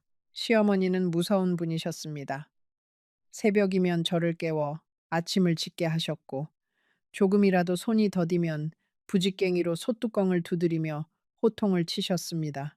저는 친정에서 막내로 곱게 자란 딸이었는데 시집을 오고 나서는 손에 물 마를 날이 없었습니다. 한겨울 우물가에서 빨래를 하다 보면 손가락이 빨갛게 얼어 감각이 사라지곤 했습니다. 그런 날이면 부엌 구석에 쪼그려 앉아 소리 죽여 울었습니다. 친정 어머니가 사무치게 그리웠지만 시집간 딸은 함부로 친정 문턱을 넘는 게 아니라던 그 시절이었으니 그저 혼자 사귈 수밖에 없었습니다. 그런데 어느 겨울밤이었습니다. 시어머니께 호되게 꾸중을 듣고 마당에서 떨고 있는데 그 사람이 말없이 다가오더니 제 손에 무언가를 쥐어주었습니다. 두툼한 털목도리였습니다. 읍내장에서 사왔는지 아직 새것 냄새가 났습니다. 그는 아무 말 없이 제 목에 목도리를 둘러주고는 돌아서서 방으로 들어가 버렸습니다. 저는 그 목도리를 두른 채 한참을 마당에 서 있었습니다. 목은 따뜻해졌는데 이상하게 가슴은 더 시렸습니다. 고맙다는 말 한마디면 될 것을 그 사람은 그것조차 입 밖에 내지 못하는 사람이었으니까요. 그 시절 저는 새벽마다 우물가에 나가 물을 길었습니다. 두레박을 끌어올리다 보면 손이 고봐 두레박줄을 놓치기 일쑤였습니다. 그런데 언제부터인가 우물가에 나가보면 항아리에 물이 가득 차 있는 날이 있었습니다. 처음에는 누가 그랬는지 몰랐습니다. 한참 뒤에야 그 사람이 일을 나가기 전 캄캄한 새벽에 미리 물을 길어 놓았다는 것을 알았습니다. 제가 추운 새벽에 우물가에서 고생할까 봐서요. 그러면서도 그 사람은 단 한 번도 내가 물 길어 놨소 라는 말을 하지 않았습니다. 그저 묵묵히 제가 모르게 그게 그 사람의 방식이었습니다. 여름이면 또 이런 일도 있었습니다. 장마철에 부엌 아궁이에 불이 잘 붙지 않아 제가 매캐한 연기에 눈물을 쏟으며 애를 먹곤 했는데 어느 날부터인가 마른 장작이 처마 밑에 차곡차곡 쌓여 있었습니다. 비를 맞지 않도록 가마니까지 덮어서요. 그 사람이 일 나가기 전 새벽에 혹은 일 마치고 돌아온 늦은 밤에 미리 패어둔 것이었습니다. 그런 것들을 보면서도 저는 고맙다는 말 한마디 제대로 들어본 적이 없으니 그 따뜻함을 따뜻함으로 받아들이지 못했습니다. 말이 없으니 그 마음이 제 가슴까지 닿지 못했던 거지요. 그 사람의 손을 처음 제대로 들여다본 것도 그 무렵이었습니다. 손마디가 굵고 손바닥이 돌처럼 단단했습니다. 젊어서부터 안 해본 일이 없는 손이었습니다. 막일이며 집 나르는 일이며 식구를 먹여 살리느라 그 손은 쉴 틈이 없었습니다. 한 번은 그 사람이 아끼던 만년필이 사라진 것을 알았습니다. 장인어른께 받은 그 사람이 유일하게 귀하게 여기던 물건이었지요.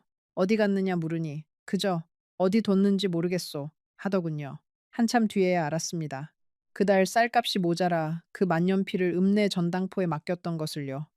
그러고도 그 사람은 저에게 내색 한 번 하지 않았습니다. 시어머니가 세상을 떠나시던 날도 그랬습니다. 그 사람은 어머니의 손을 잡고 밤을 새웠지만 끝내 눈물 한 방울 보이지 않았습니다. 장례를 다 치르고 난 그날 밤, 저는 그 사람이 뒷마당에서 혼자 어깨를 들썩이는 것을 보았습니다. 평생 처음 보는 모습이었습니다. 다가가 등을 쓸어주고 싶었지만 그 사람이 부끄러워할까봐 저는 그만 발길을 돌렸습니다. 지금 와 생각하면 그때 모르는 척 돌아선 것이 두고두고 후회가 됩니다. 그 사람이 마음을 열 수 있었던 몇 안 되는 순간을 제가 또 그렇게 흘려보낸 거니까요. 영숙이를 낳던 날도 그랬습니다. 진통이 이틀이나 갔습니다. 그 사람은 병원 복도를 밤새 서성였다고 나중에 간호사한테 전해 들었습니다. 그런데 막상 아이를 안겨주자 그 사람은 그저 아이의 작은 얼굴을 한참 들여다보기만 했습니다. 눈가가 붉어진 것을 저는 분명히 보았는데 그 사람은 끝내 아무 말도 하지 않고 돌아서서 마당으로 나가버렸습니다. 그때 저는 생각했습니다. 이 사람은 기쁨도 슬픔도 다 혼자 삼키는 사람이구나. 나하고는 영영 나눌 줄 모르는 사람이구나. 제호를 낳은 것은 마흔이 가까워서였습니다. 늦둥이라 더 애틋했지만 그만큼 키우는 일은 고됐습니다. 그 사람은 방앗간을 열고부터 더 말수가 줄었습니다. 장사라는 것이 마음먹은 대로 되지 않으니 속이 새까맣게 타들어갔을 겁니다. 그래도 그 속을 저에게 한 번도 내보이지 않았습니다. 외상값을 떼이고 들어온 날도, 거래처에서 험한 소리를 듣고 온 날도 그 사람은 그저 쇳마루 끝에 앉아 먼 산만 바라보았습니다. 제가 무슨 일 있느냐고 물으면 아무 일 없소. 그 한마디로 문을 닫아버렸습니다. 방앗간을 하던 그 시절 우리는 참 많이도 부딪혔습니다. 아니, 부딪혔다기보다 제가 혼자 속을 끓였다는 게 맞겠지요. 가게 사정이 어떤지, 빚은 없는지, 이번 달 살림은 어떻게 꾸려야 하는지 저는 알고 싶은 게 너무 많았는데 그 사람은 아무것도 말해주지 않았습니다. 집안 살림을 책임진 안 사람으로서 저는 늘 깜깜한 어둠 속을 더듬는 기분이었습니다. 그 사람은 모든 걸 혼자 정하고 저에게는 그저 결과만 툭 던져 놓았습니다. 한 번은 가게 보증금을 빼서 어디다 썼는지 저에게 한마디 상의도 없이 처리한 적이 있었습니다. 알고 보니 시동생이 사업이 기울어 손을 벌렸고 그 사람이 말없이 돈을 마련해 준 것이었습니다. 저는 그 일로 크게 서운했습니다. 시동생을 도운 건 고마운 일이지만 어째서 저에게 한마디 의논도 없었을까? 마치 저는 이 집 살림에서 아무 발언권도 없는 사람처럼 느껴졌습니다.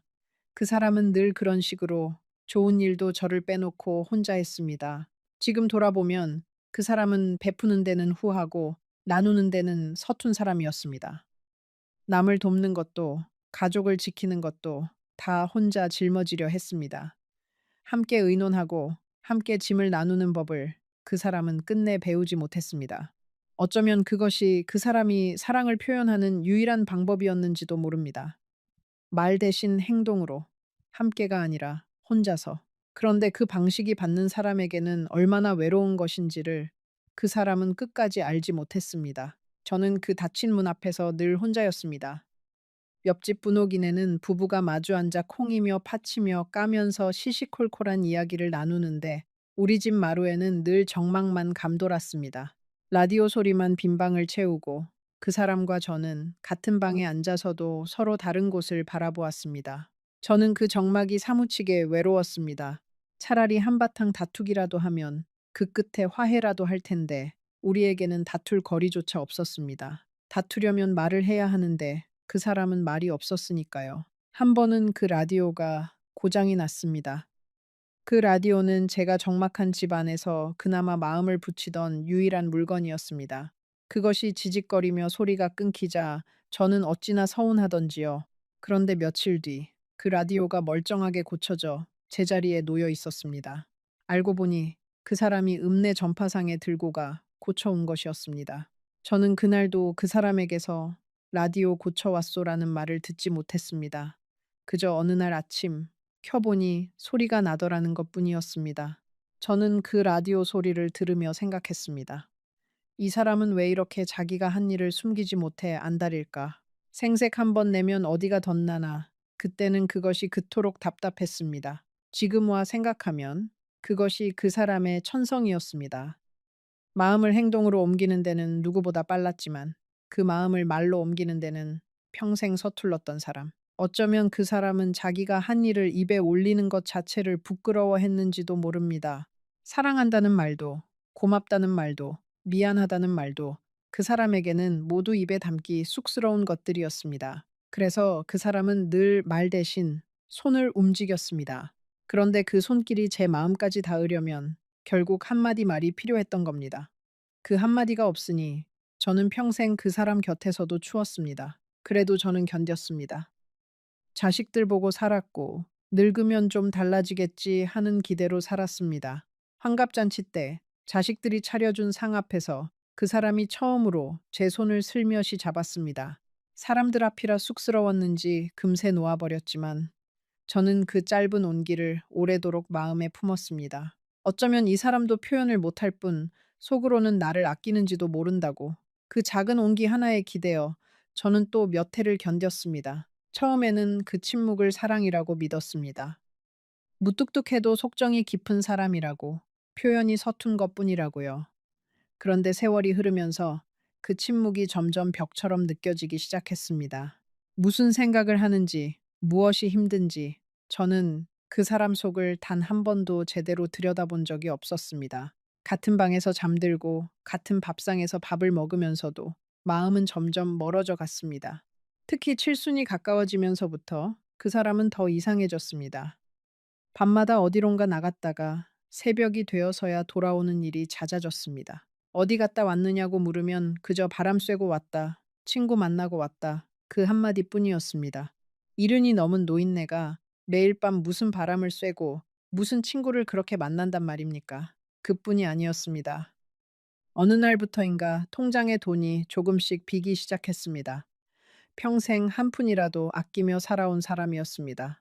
그런 사람이 말도 없이 적금을 깨고 땅 문서를 어디다 맡겼다는 이야기가 들려왔습니다. 제가 따져 물으면 그는 그저 입을 꾹 다물고 마당으로 나가버렸습니다. 그 등 뒤로 대문이 닫히는 소리가 제 가슴에 못을 박는 것 같았습니다. 저는 의심하기 시작했습니다. 밤마다 나가는 발걸음, 사라지는 돈, 그리고 점점 더 두꺼워지는 침묵. 이 세 가지가 제 머릿속에서 하나의 그림을 그리기 시작했습니다. 다른 여자가 생긴 게 아닐까? 늙음하게 마음이 딴 데로 간 게 아닐까? 한번 그런 의심이 들기 시작하니 모든 것이 그 증거처럼 보였습니다. 동네 사람들도 수군거렸습니다. 누구는 박영감이 읍내 어느 가게를 자주 드나든다더라. 누구는 밤마다 어떤 집에 들어가는 걸 봤다더라. 그 말들이 제 귀에 들어올 때마다 저는 쥐구멍에라도 숨고 싶을 만큼 부끄러웠습니다. 50년을 바쳐 일군 가정이 자식들 앞에서 이렇게 우습게 되는 게 견딜 수가 없었습니다. 시장에 가면 생선 가게 아주머니가 저를 보고 입을 가리고 소곤거렸습니다. 미용실에 가면 머리를 말던 아주머니들이 제가 들어서자 갑자기 화제를 바꾸었습니다. 그 어색한 침묵이, 그 동정 어린 눈빛이 저는 차라리 욕보다 더 견디기 힘들었습니다. 평생 점잖다고 소문난 박영감이 늙음하게 마음을 딴 데 줬다더라. 그 마누라가 불쌍하다더라. 그런 말들이 제 등 뒤에서 떠도는 것을 저는 모르는 척 살아야 했습니다. 한 번은 큰딸 영숙이가 친정에 다니러 왔다가 그 소문을 듣고 와서는 펑펑 울었습니다. 엄마, 아버지가 정말 그런 거야? 사람들이 다 그러던데. 저는 차마 그렇다고도 아니라고도 말할 수가 없었습니다. 제 입으로 남편의 허물을 자식에게 옮기는 것이 어미로서 차마 못할 짓 같았으니까요. 그저 다 헛소문이다. 신경 쓰지 마라. 그렇게 둘러댔지만 제 목소리는 저도 모르게 떨리고 있었습니다. 밤이 되면 저는 그 사람이 들어오기를 기다리며 마루에 앉아 있었습니다. 자정이 넘어도 대문이 열리지 않으면 별의별 생각이 다 들었습니다. 어디서 잘못된 게 아닐까 걱정하다가도 다음 순간에는 어느 여자 집에 가 있는 건 아닐까 의심했습니다. 그렇게 마음이 천갈래만 갈래로 찢어지는 밤이 한두 번이 아니었습니다. 새벽녘에 그 사람이 지친 얼굴로 들어오면 저는 자는 척 돌아 누웠습니다. 묻고 싶은 말이 목구멍까지 차올랐지만 그 대답이 무서워서 차마 묻지 못했습니다. 어느 날은 그 사람의 점퍼 주머니에서 꼬깃꼬깃한 종이를 발견했습니다. 무슨 영수증 같았는데 글씨가 번져서 잘 보이지 않았습니다. 저는 그것이 어느 가게 계산서이거나 누구에게 사준 선물의 영수증일 거라고 단정했습니다. 한번 의심에 사로잡히니 그 종이 쪼가리 하나가 천마디 증거처럼 보였습니다. 저는 그것을 그 사람 앞에 내던지며 따졌습니다. 그 사람은 종이를 주워들고 한참을 바라보더니 아무 말 없이 다시 주머니에 넣었습니다. 그 무거운 침묵이 제게는 모든 것을 인정하는 대답으로 들렸습니다. 지금 와서 생각하면 그 영수증이 무엇이었을지 짐작이 갑니다. 아마도 그 사람이 새벽에 일하고 받은 품댁의 기록이었거나 아들의 빚을 조금이라도 갚은 흔적이었겠지요. 그런데 그때의 저는 보고 싶은 것만 보고 믿고 싶은 것만 믿었습니다. 사람이 한번 마음에 의심의 씨앗을 심으면 그 씨앗은 무서운 속도로 자라나 결국 진실까지 가려버리는 법입니다. 저는 몇 번이고 그 사람에게 매달렸습니다. 도대체 무슨 일이냐고, 차라리 말을 하라고, 이렇게 살 거면 무엇 때문에 50년을 함께 견뎠느냐고요. 그때마다 그 사람은 저를 가만히 바라보기만 했습니다. 그 눈빛에는 무언가 하고 싶은 말이 가득한 것 같았는데 그 입은 끝끝내 열리지 않았습니다. 저는 그 침묵을 저를 향한 가장 모진 대답이라고 받아들였습니다. 마지막으로 크게 다툰 것은 그 사람이 적금 통장을 몰래 해약한 것을 알게 된 날이었습니다. 그 적금은 우리가 늙어서 자식들한테 손 안 벌리고 살자고 제가 10년을 꼬박 부어온 돈이었습니다. 그것이 한 푼도 없이 비어 있는 것을 보고 저는 그만 이성을 잃었습니다. 이 돈을 어디다 썼느냐고, 그 사람한테 갖다 바쳤느냐고, 저는 평생 한 적 없는 험한 말까지 쏟아냈습니다. 그 사람은 제 말을 다 듣고도 그저 고개를 숙인 채 미안하오, 다 내 잘못이오. 그 한마디만 했습니다. 그 미안하오가 저는 더 화가 났습니다. 무엇이 미안한지, 왜 미안한지 한마디도 설명하지 않으면서 그저 미안하다고만 하니 그건 사과가 아니라 회피처럼 느껴졌습니다. 저는 그날 밤 처음으로 이 사람과 더는 못 살겠다는 생각을 했습니다. 같은 집에 살면서도 평생 남보다 못한 사이로 사느니 차라리 깨끗하게 갈라서는 게 낫겠다고요. 자식들에게 이혼 이야기를 꺼냈을 때 영숙이는 길길이 뛰었습니다. 엄마, 이 나이에 무슨 이혼이야. 남들이 다 흉봐. 그냥 참고 살아. 저는 그 말이 야속했습니다. 평생을 참고 살았는데 죽을 때까지 또 참으라니. 영숙이는 며느리 입장에서 친정 부모가 갈라서면 자기 시댁에 면이 안 선다는 걱정도 있었을 겁니다. 그게 또 우리네 사는 모습이지요. 한 사람의 아픔보다 남들 눈이 더 무서운 그런 세상 말입니다. 결국 저는 마음을 굳혔습니다. 77 나이에 황혼 이혼이라는 것을 하기로요. 자식들은 펄쩍 뛰었습니다. 큰딸 영숙이는 이 나이에 무슨 망신이냐며 울었고 아들 재호는 아버지를 한 번만 더 믿어보자고 했습니다. 그런데 이상하게도 재호는 제 앞에서 자꾸 말끝을 흐렸습니다. 마치 무언가를 알고 있으면서도 차마 말하지 못하는 사람처럼요. 한 번은 재호가 술에 취해 저를 찾아온 적이 있었습니다. 그러고는 제 손을 붙잡고 엄마, 아버지 미워하지 마요. 제발 미워하지 마요. 하고 울먹였습니다. 저는 그게 무슨 뜻인지 몰라 술주정이려니 했습니다. 네, 아버지가 한 짓을 알면 너도 그런 말 못한다 하고 쏘아붙였더니 재호는 더 말을 잇지 못하고 그저 고개만 숙였습니다. 그 굽은 등이 지금 생각하니 얼마나 무거운 비밀을 지고 있었던 건지요. 이혼을 결심하기까지 저도 수없이 망설였습니다.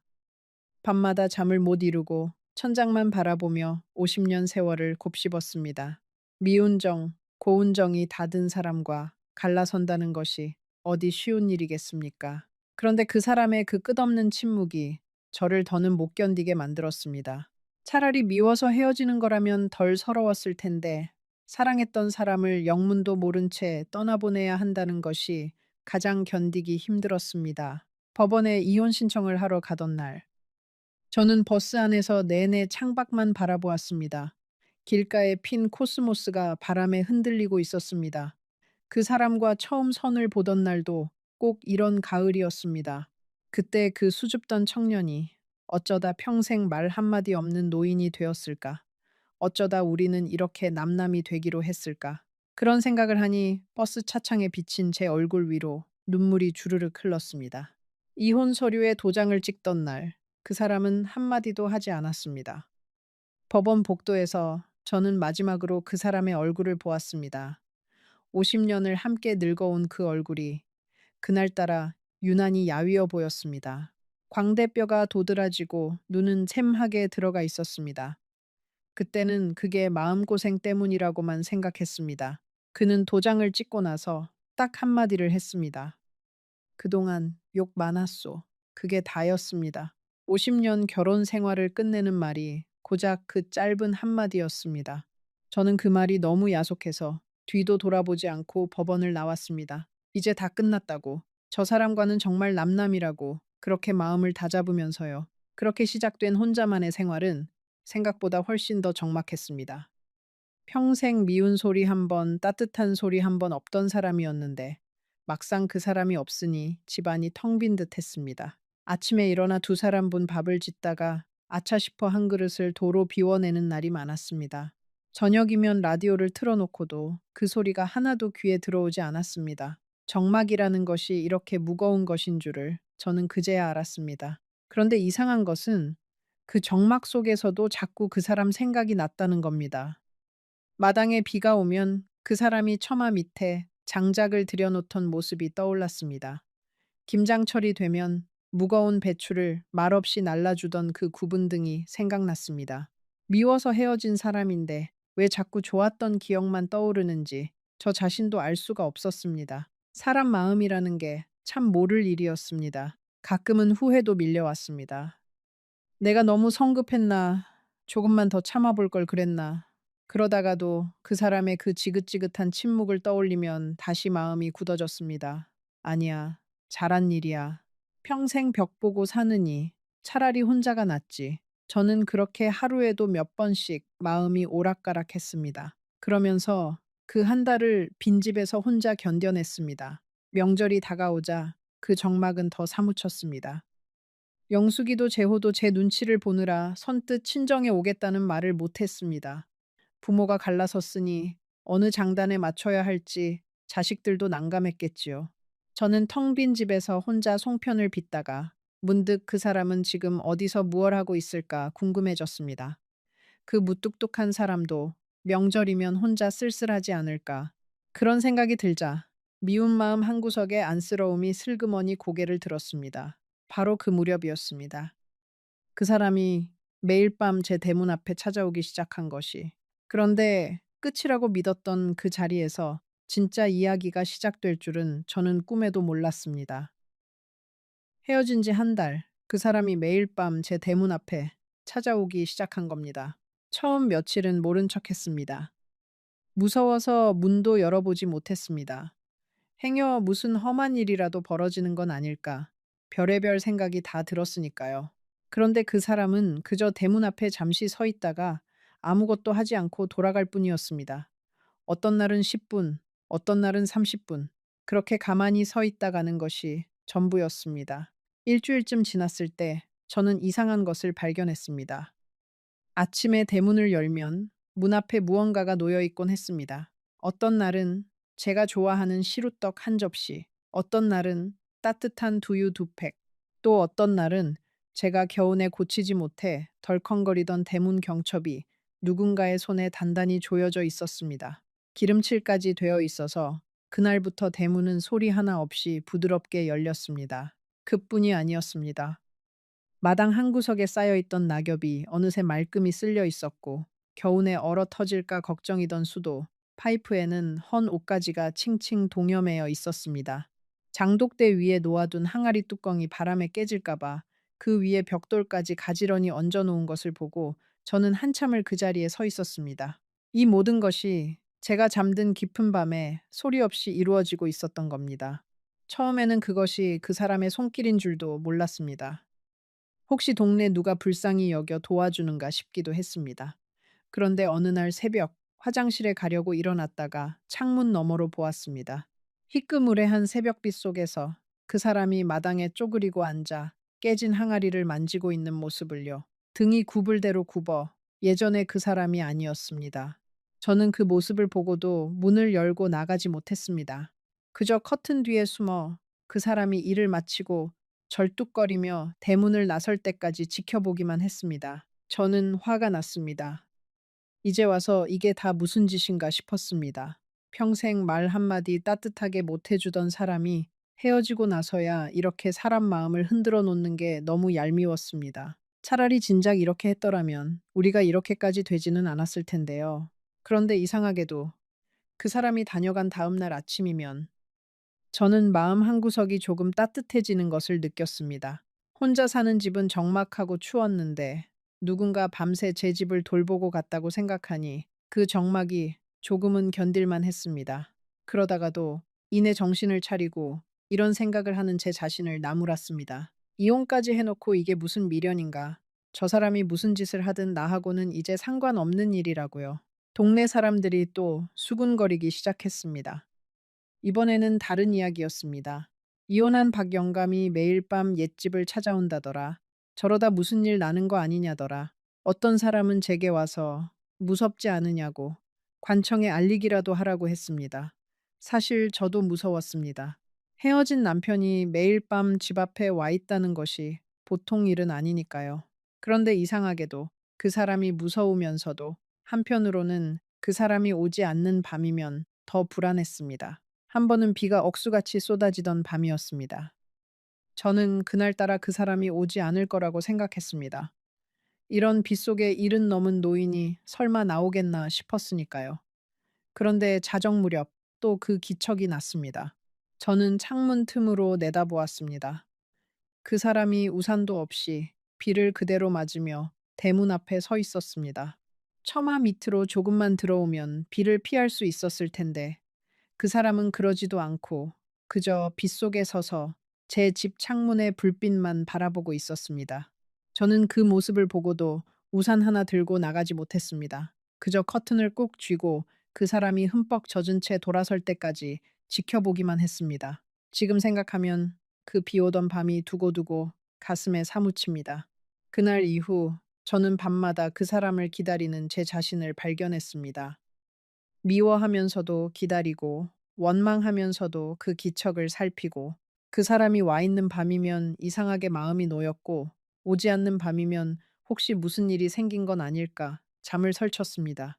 헤어진 남편을 두고 이런 마음을 품는 제 자신이 한심하면서도 그 마음을 어찌할 수가 없었습니다. 50년이라는 세월이 미움 하나로 단번에 지워질 만큼 가벼운 것이 아니었던 거지요. 어느 밤 저는 작정하고 대문을 활짝 열었습니다. 그리고 그 사람을 향해 소리쳤습니다. 이제 그만 좀 하라고. 우리는 끝났다고. 도대체 무슨 미련이 남아서 이러는 거냐고요. 이러는 거냐고. 그 사람은 제 호통을 다 듣고도 그저 슬프게 웃기만 했습니다. 그러고는 또 한마디, 미안하오. 이제 며칠 안 남았으니 조금만 참아주오. 그 말을 남기고 돌아섰습니다. 저는 그 뒷모습을 한참 바라보았습니다. 가로등 아래로 멀어지는 그 사람의 그림자가 어찌나 작고 야위었던지요. 50년 전 저와 처음 혼례를 올리던 날에 그 훤칠하던 청년은 어디로 가고 저렇게 등이 굽은 노인만 남았는가 싶어 가슴 한구석이 아릿했습니다. 그날 밤 저는 대문을 닫지 못하고 한참을 그 자리에 서 있었습니다. 며칠 안 남았다니 그게 무슨 뜻일까? 그날 밤 저는 그 말이 자꾸 마음에 걸려 잠을 이루지 못했습니다. 무언가 단단히 잘못되어 가고 있다는 불길한 예감이 가슴을 짓눌렀습니다. 그 예감의 정체를 알게 된 것은 며칠 뒤 아들 재호가 저를 찾아오면서였습니다. 재호는 현관에 들어서자마자 무릎을 꿇었습니다. 그러고는 그동안 차마 하지 못했던 이야기를 울면서 털어놓기 시작했습니다. 여러분, 잠시 뒤에 저는 제 평생 가장 큰 충격을 받게 됩니다. 그 사람이 왜 밤마다 사라졌는지, 왜 그 많던 돈이 비어갔는지, 왜 끝끝내 입을 다물었는지, 그 모든 의문의 답이 아들의 입에서 쏟아져 나오기 시작했습니다. 재호는 3년 전 일부터 이야기를 시작했습니다. 그 무렵 재호는 친구와 함께 작은 사업을 시작했습니다. 처음에는 잘 되는 듯 했답니다. 그런데 동업하던 친구가 회사 돈을 들고 자취를 감춰버렸고 그 빚이 고스란히 재호에게 남았습니다. 그것도 평생 갚아도 못 갚을 만큼 큰 액수였습니다.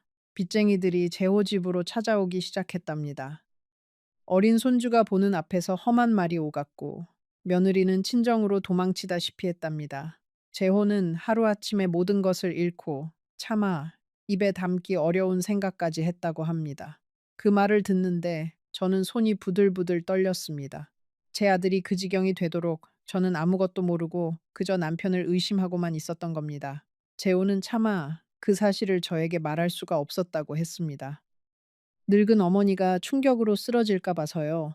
그래서 아버지에게만, 박상철에게만 몰래 털어놓았답니다. 그날 밤 아버지는 한참을 말없이 앉아 있다가 딱 한마디를 했답니다. 엄마한테는 절대 말하지 마라. 이건 내가 어떻게든 해볼 테니. 재호는 그때 아버지의 눈빛을 잊을 수가 없다고 했습니다. 평생 흔들림 없던 그 눈에 처음으로 두려움 같은 것이 스쳐 지나갔다고요. 그러면서도 아버지는 아들의 손을 꼭 잡고 걱정 마라. 아비가 있지 않으냐. 그렇게 말했답니다. 이른이 넘은 노인이 자기 한 몸 가누기도 힘든 나이에 평생 갚지도 못할 빚을 떠안겠다고 나선 겁니다. 그날부터였습니다. 그 사람이 밤마다 사라지기 시작한 것이 이른이 넘은 노인이 낮에는 방앗간을 보고 밤에는 남의 건물 청소를 하고 새벽에는 우유를 돌렸습니다. 그렇게 번 돈을 한 푼도 쓰지 않고 아들의 빚을 갚는 데 보탰습니다. 적금을 깬 것도 땅 문서를 맡긴 것도 전부 그 빚 때문이었습니다. 재호는 한 번은 새벽에 아버지를 몰래 뒤따라가 본 적이 있다고 했습니다. 아버지가 어디서 무엇을 하는지 알고 싶었답니다. 아버지는 읍내의 어느 큰 건물로 들어갔답니다. 그러고는 양동이와 걸레를 들고 그 넓은 계단을 한 칸 한 칸 닦아 내려가더랍니다. 손이 부르트도록, 허리가 끊어지도록. 재호는 차마 다가가지 못하고 건물 모퉁이에 숨어 그 모습을 지켜보며 소리 죽여 울었다고 합니다. 또 어떤 날은 아버지가 폐지를 줍는 것을 보았답니다. 리어카에 폐지를 가득 싣고 가파른 언덕을 끙끙대며 올라가는 그 뒷모습을 한때는 동네에서 점잖은 방앗간 주인으로 통하던 사람이 자식의 빚 앞에서는 체면이고 뭐고 다 내려놓았던 겁니다. 재호가 아버지, 제가 하겠습니다 하고 나서면 아버지는 불같이 화를 냈답니다. 네가 나설 일이 아니다. 너는 그저 마음 단단히 먹고 다시 일어설 생각만 해라. 재호는 또 이런 이야기도 했습니다. 한 번은 아버지가 일을 마치고 새벽에 돌아오다가 빙판길에 미끄러져 크게 다친 적이 있었답니다. 손목을 접질리고 무릎이 까졌는데도 아버지는 병원에 가지 않았답니다. 병원비가 아까워서요. 그저 약국에서 파스 몇 장 사다 붙이고는 다음날 또 그 다친 몸으로 일을 나갔답니다. 재호가 울면서 말렸지만 아버지는 이까짓 거 괜찮다. 내 빚이 더 급하다 하고는 절뚝거리며 또 새벽길을 나섰답니다.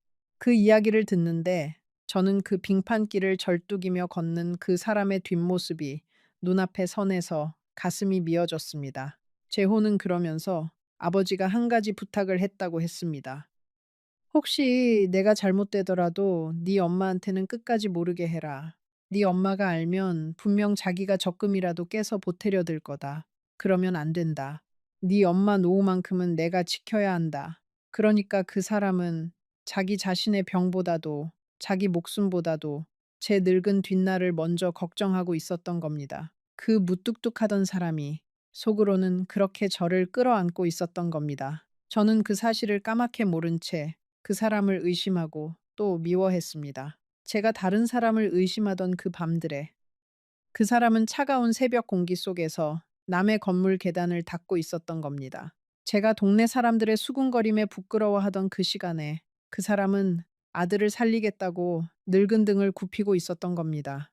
그리고 그 모든 것을 저에게는 단 한마디도 하지 않았습니다. 그 영수증, 제가 어느 가게 계산서인 줄 알고 내던졌던 그 종이 쪼가리. 제호 말로는 아버지가 빚을 갚을 때마다 받아둔 입금 영수증이었을 거라고 했습니다. 그 사람은 그것을 모아 빚이 얼마나 줄었는지 매일 밤 확인했던 겁니다.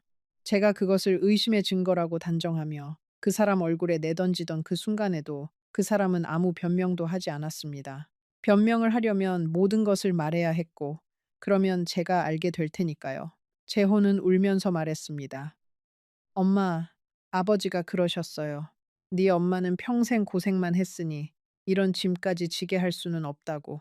차라리 나를 나쁜 사람으로 알고 미워하는 게 아들 걱정으로 밤잠 못 자는 것보다 낫다고요. 저는 그 말을 듣는 순간 온몸의 힘이 다 빠져나가는 것 같았습니다. 그럼 적금은? 통장은? 제가 떨리는 목소리로 물었습니다. 재호는 고개를 떨구었습니다. 그것도 다 제 빚 갚는데 들어갔어요. 아버지가 마지막에 땅까지 파시려는 걸 제가 겨우 말렸어요. 그 땅마저 없으면 엄마가 나중에 어떻게 사시느냐고요. 저는 그제야 알았습니다. 난게라만다고 였보. 제가 그토록 아끼던 그 적금이 사실은 제 아들과 손주를 살린 돈이었다는 것을요. 제가 그토록 원망했던 그 침묵이 사실은 저를 지키기 위한 것이었다니. 제가 딴 마음이라고 의심했던 그 밤들이 사실은 자식을 위한 희생이었다니. 저는 50년을 같이 살고도 그 사람의 마음을 단 한 번도 제대로 읽지 못했던 겁니다. 저는 재호를 붙잡고 물었습니다. 그럼 네 아버지는 지금 어디 있느냐고. 왜 매일 밤 우리 집 앞에 와 있는 거냐고. 재호는 한참을 망설이다가 떨리는 목소리로 대답했습니다. 엄마, 아버지가 많이 편찮으세요. 병원에서도 이제 손 쓸 방법이 없다고. 그런데도 아버지는 마지막까지 엄마 집 앞을 지키고 싶어 하세요. 그 말을 듣는 순간 제 가슴이 철렁 내려앉았습니다. 하지만 여러분, 저는 그 사람을 마냥 훌륭한 남편이었다고 말하지는 못하겠습니다. 그 사람의 침묵은 분명히 사랑이었지만 동시에 저를 외롭게 만든 벽이기도 했습니다. 그 사람이 한마디만, 단 한마디만 저에게 털어놓았더라면 우리는 그 짐을 함께 질 수 있었을 겁니다. 함께 새벽 공기를 마시며 함께 늙은 등을 굽힐 수 있었을 겁니다. 재호가 돌아간 뒤 저는 텅 빈 방에 한참을 멍하니 앉아 있었습니다. 가슴속에서 온갖 감정이 한꺼번에 소용돌이쳤습니다. 그 사람이 그토록 큰 짐을 혼자 졌다는 사실에 가슴이 미어지면서도 동시에 화가 났습니다. 왜 나를 그렇게 못 믿었을까? 왜 나를 그렇게 약한 사람 취급했을까? 내가 무슨 유리그릇이라고, 진실 하나 감당 못할 사람이라고 그렇게 생각했단 말인가? 50년을 같이 산 부부 사이에 그렇게 큰 비밀이 가능하다는 것이 저는 믿기지 않았습니다. 한 이불을 덮고 자면서 같은 밥상에 마주 앉으면서 어떻게 그 무거운 것을 혼자만 알고 있을 수 있었을까요? 그 사람은 저를 보호한다고 했지만 그 보호가 결국 우리 부부를 갈라놓았습니다. 비밀이라는 것은 아무리 선한 마음에서 시작되었어도 결국 사람과 사람 사이에 벽을 쌓는 법이니까요. 저는 그 사람의 마음을 이해하려고 애썼습니다. 그 사람이 자란 시대를, 그 사람이 배운 사내의 도리를 떠올려 보았습니다. 약한 소리 하면 안 된다. 가장은 가족을 지켜야 한다. 힘든 건 혼자 삼켜야 한다. 그런 무거운 짐을 평생 어깨에 지고 산 사람이었습니다. 그러니 마지막 순간에도 그 짐을 내려놓는 법을 끝내 몰랐던 거지요. 그게 그 사람의 사랑이자 동시에 그 사람의 한계였습니다. 그 사람은 저를 보호한다고 믿었겠지요. 그런데 그 보호가 결국은 저를 가장 깊이 외롭게 만들었습니다. 부부라는 것이 무엇입니까? 좋은 것만 나누는 사이가 아니라 무거운 것을 같이 드는 사이가 아닙니까?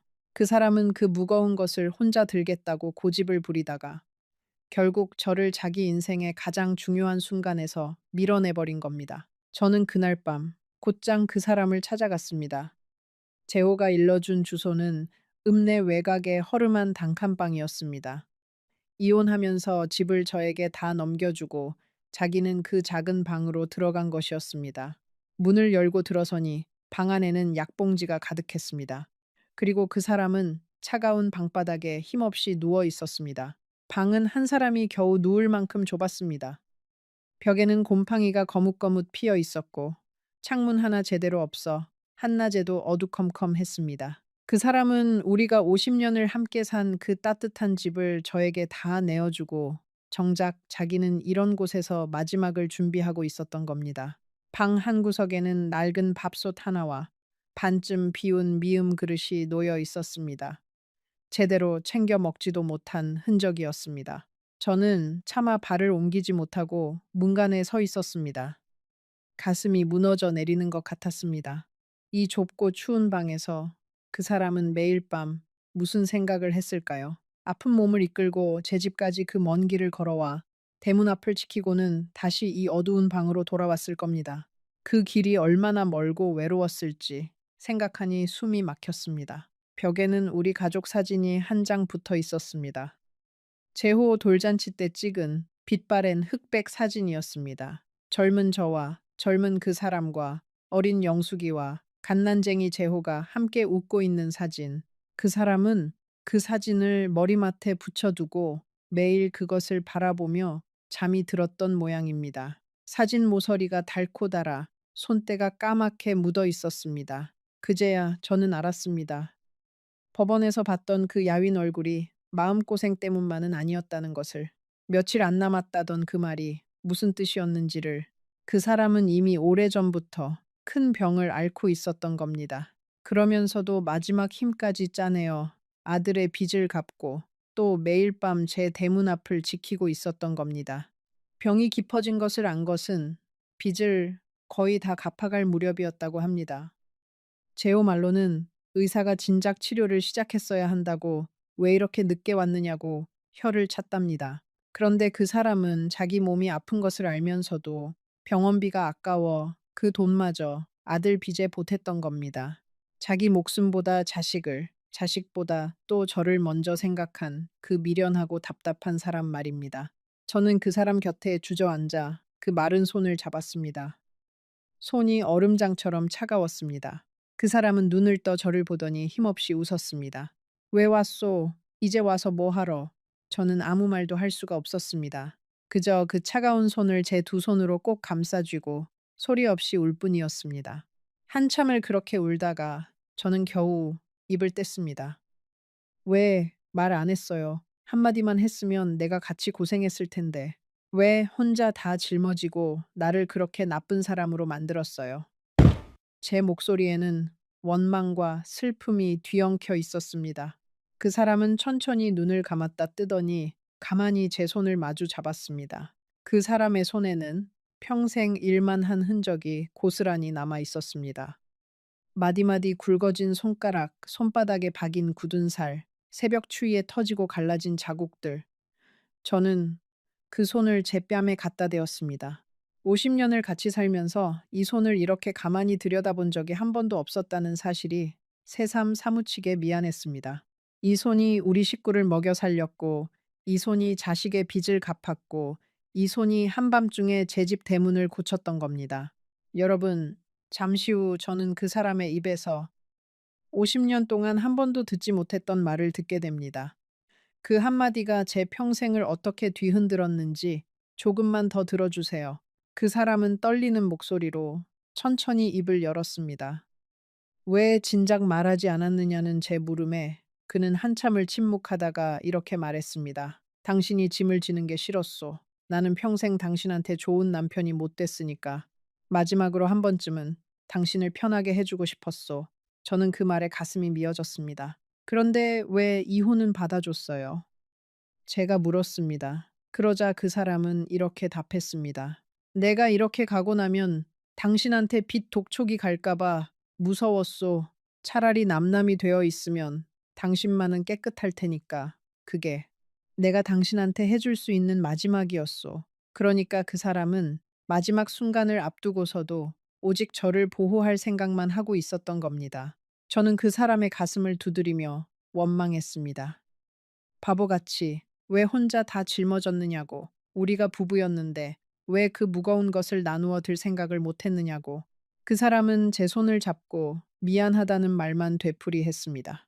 그 미안하다는 말 속에 50년 동안 하지 못했던 모든 말이 담겨 있는 것 같았습니다. 그날 밤 저는 그 단칸방에서 그 사람 곁을 지켰습니다.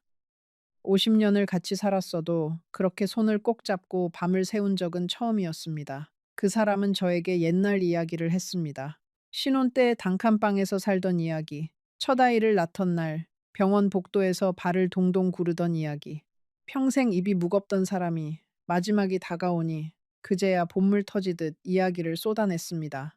그 사람은 신혼 첫날 밤 이야기를 했습니다. 가진 것이 없어 이불 한 채를 둘이 덮었는데 제가 추울까봐 밤새 이불을 제 쪽으로 밀어주느라 자기는 한숨도 못 잤다고요. 저는 그것을 50년이 지난 지금에야 처음 들었습니다. 그때 저는 그 사람이 그저 잠귀가 어두워 잘 자는 줄로만 알았는데 사실은 제가 따뜻하게 자도록 밤새 떨고 있었던 겁니다. 그 사람의 사랑은 늘 그런 식이었습니다. 보이지 않는 곳에서 말없이 그 사람은 또 영숙이가 어릴 적 크게 앓던 날을 기억하고 있었습니다.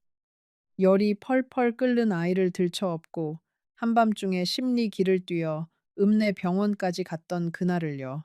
저는 그날 그 사람이 그저 묵묵히 아이를 업고 갔다고만 기억했는데 그 사람은 그날 너무 무섭고 떨려서 업은 아이가 행여 잘못될까 봐 속으로 울면서 뛰었다고 했습니다. 그런데 왜 그때 그 마음을 한마디도 안 했느냐고 물으니 그 사람은 그저 사내가 그런 걸 어찌 입에 담느냐 그렇게 말했습니다. 저는 그 말에 가슴이 미어졌습니다. 그 사람은 평생 그렇게 배우고 살아온 사람이었습니다. 사내는 약한 소리를 하면 안 된다고, 힘들어도 내색하면 안 된다고.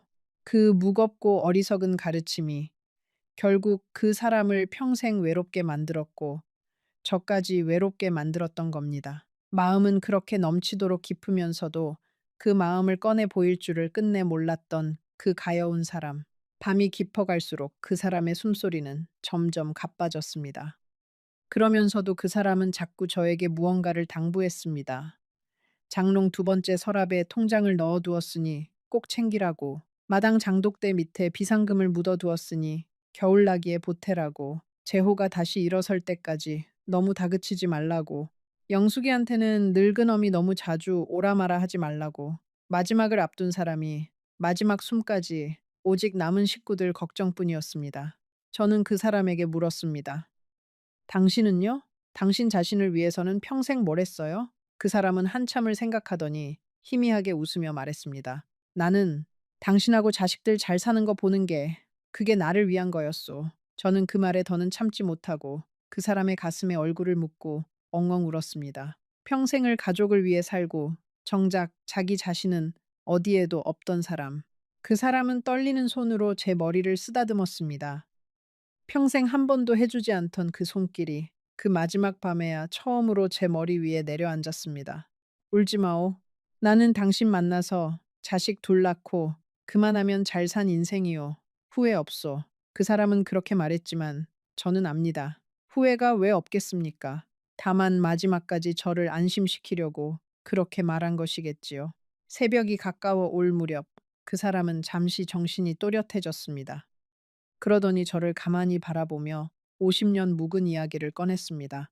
사실은 젊었을 때 저에게 편지를 쓴 적이 여러 번 있었다고요. 사랑한다고, 고맙다고, 그렇게 적은 편지를 그런데 붙이지는 못하고 늘 서랍 속에 넣어 두었다가 찢어버렸다고 했습니다. 쑥스러워서 산에 닿지 못한 것 같아서 저는 그 말을 듣고 평생 받지 못한 그 편지들이 너무 아까워서 또 울었습니다. 저는 그 이야기를 들으며 우리가 잃어버린 시간들이 너무 아까워서 견딜 수가 없었습니다. 조금만 더 일찍 서로의 마음을 열었더라면 그 사람이 조금만 덜 미련하고 제가 조금만 더 그 사람을 믿었더라면 우리는 이 마지막 밤을 이렇게 슬프게 맞지 않아도 됐을 텐데요. 저는 그 사람의 귀에 대고 평생 못했던 말을 했습니다. 여보, 미안해요. 당신을 그렇게 의심해서, 당신 마음을 그렇게 몰라줘서, 그리고 고마워요. 우리 식구 지켜줘서. 그 사람은 눈을 감은 채로 아주 천천히 고개를 끄덕였습니다. 그 야윈 뺨 위로 눈물 한 줄기가 소리 없이 흘러내렸습니다. 평생 우는 모습을 보인 적 없던 사람이 그렇게 마지막에야 제 앞에서 눈물을 보였습니다.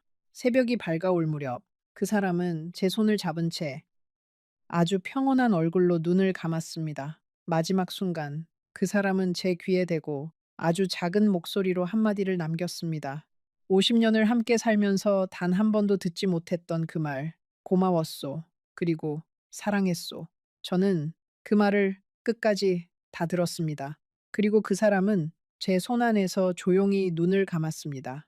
그 사람이 떠난 뒤 저는 그 단칸방을 정리하다가 낡은 공책 한 권을 발견했습니다. 거기에는 그 사람이 매일 밤 일하고 받은 품면이 한 줄 한 줄 빼곡히 적혀 있었습니다.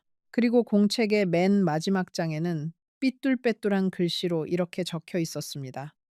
오늘도 순자집 대문 앞에 다녀왔다. 불이 켜져 있는 걸 보니 마음이 놓인다. 부디 나 없이도 잘 살기를. 공책을 한 장 한 장 넘기면서 저는 그 사람의 지난 3년을 고스란히 들여다보게 되었습니다.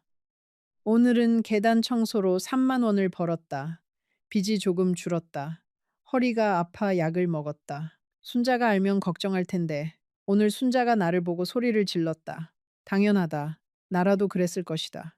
내서 미안하다. 글씨는 갈수록 흐려지고 비뚤어졌습니다. 그만큼 그 사람의 손에 힘이 빠져가고 있었던 거지요.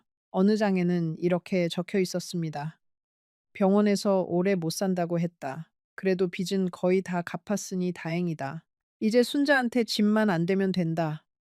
저는 그 대목에서 더는 공책을 넘길 수가 없었습니다.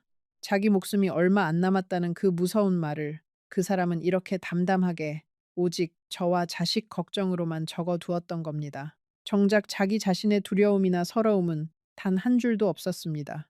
또 어느 장에는 이혼하던 날의 기록이 있었습니다. 오늘 순자와 남남이 되었다. 이렇게 해야 내가 떠나도 순자한테 빚이 안 간다. 잘한 일이다. 그런데 왜 이렇게 가슴이 아픈지 모르겠다. 그 마지막 문장에서 저는 그만 공책을 끌어안고 주저앉아 버렸습니다. 그 사람도 아팠던 겁니다. 저만큼이나, 아니 저보다 더. 다만 그 아픔을 아무에게도 보이지 않고 이 작은 공책에만 몰래 적어두었던 거지요. 저는 그 공책을 끌어안고 한참을 울었습니다. 그 사람은 떠나는 순간까지도 제가 잘 자고 있는지, 제 집에 불은 잘 들어오는지 그것만을 걱정하고 있었던 겁니다. 제가 그 사람을 의심하고 원망하던 그 모든 밤에 그 사람은 그저 제 창문의 불빛 하나에 안도하며 어둠 속으로 돌아가고 있었던 겁니다. 장례를 치르던 날, 영숙이가 그 공책을 읽고는 오열했습니다. 엄마, 나는 아버지를 그렇게 미워했는데 나는 아버지가 정말 딴 마음을 먹은 줄 알고 친구들한테 우리 아버지 흉까지 봤는데 영숙이는 아버지의 영정 앞에서 무릎을 꿇고 한참을 일어나지 못했습니다. 우리 모두가 그 사람을 평생 오해하고 살았던 겁니다. 가장 가까이 있던 가족들이 가장 그 사람을 몰랐습니다. 재호는 아버지의 빚장부를 끌어안고 다시는 아버지 같은 미련한 짓은 하지 않겠다고 반드시 다시 일어서겠다고 다짐했습니다. 빈소를 찾은 동네 사람들은 박영감이 딴 마음을 품은 게 아니라 자식 빚을 갚느라 그 고생을 했다는 사실을 뒤늦게 알고는 하나같이 고개를 숙였습니다. 평생 점잖던 사람을 함부로 입에 올린 것을 그제야 부끄러워하는 눈치였습니다. 저는 그 사람을 양지바른 언덕에 모셨습니다. 평생 어두운 곳에서 보이지 않는 곳에서만 일하던 사람이니 가는 길만큼은 볕이 잘 드는 곳이기를 바랐습니다. 봉분의 흙을 덮으며 저는 속으로 약속했습니다. 이제는 내가 당신 목까지 잘 살겠다고. 당신이 그토록 지키고 싶어 했던 이 가족을 내가 잘 지키겠다고요. 여러분, 저는 지금도 가끔 밤이 되면 대문 쪽을 바라봅니다. 이제는 아무도 거기 서 있지 않습니다. 하지만 저는 압니다. 그 사람이 매일 밤 거기 서서 제 집의 불빛을 바라보며 무슨 생각을 했는지를, 그리고 제가 평생 오해했던 그 침묵이 사실은 가장 큰 목소리로 저를 사랑하고 있었다는 것을요. 사람의 마음이라는 것이 참 무섭습니다. 한번 의심하기 시작하면 사랑마저도 배신으로 보이고 희생마저도 외면으로 보입니다. 저는 50년을 같이 산 사람을 마지막 한 달이 되어서야 비로소 알게 되었습니다. 그리고 그 한 달이라는 시간이 저에게는 평생 갚지 못할 빚으로 남았습니다. 여러분께 한 가지만 부탁드리고 싶습니다. 혹시 여러분 곁에 말없이 무뚝뚝하기만 한 사람이 있다면 그 침묵을 너무 빨리 미움으로 바꾸지 마세요. 그 무뚝뚝한 등 뒤에 차마 말하지 못한 마음이 숨어 있을지도 모릅니다. 오늘 밤 그 사람의 거친 손을 한번 가만히 잡아보세요. 그 손이 어떤 세월을 견뎌왔는지 한 번쯤 들여다보세요. 너무 늦기 전에 말입니다. 저는 이제 매일 밤 일부러 거실불을 켜두고 잠을 잡니다. 혹시라도 그 사람이 아직 어딘가에서 제 집을 바라보고 있다면 잘 지내고 있다고, 걱정하지 말라고 그렇게 말해주고 싶어서요. 침묵으로 평생을 사랑한 그 사람에게 이제는 제가 불빛으로 대답을 하고 있는 셈입니다. 오늘의 이야기가 여러분에게 조금이라도 감동을 주었다면 지금 화면에 나타나는 다음 이야기도 꼭 읽어보시기 바랍니다. 오늘의 이야기보다 훨씬 더 가슴 뭉클한 이야기이니 부디 놓치지 말아주시기를 부탁드립니다.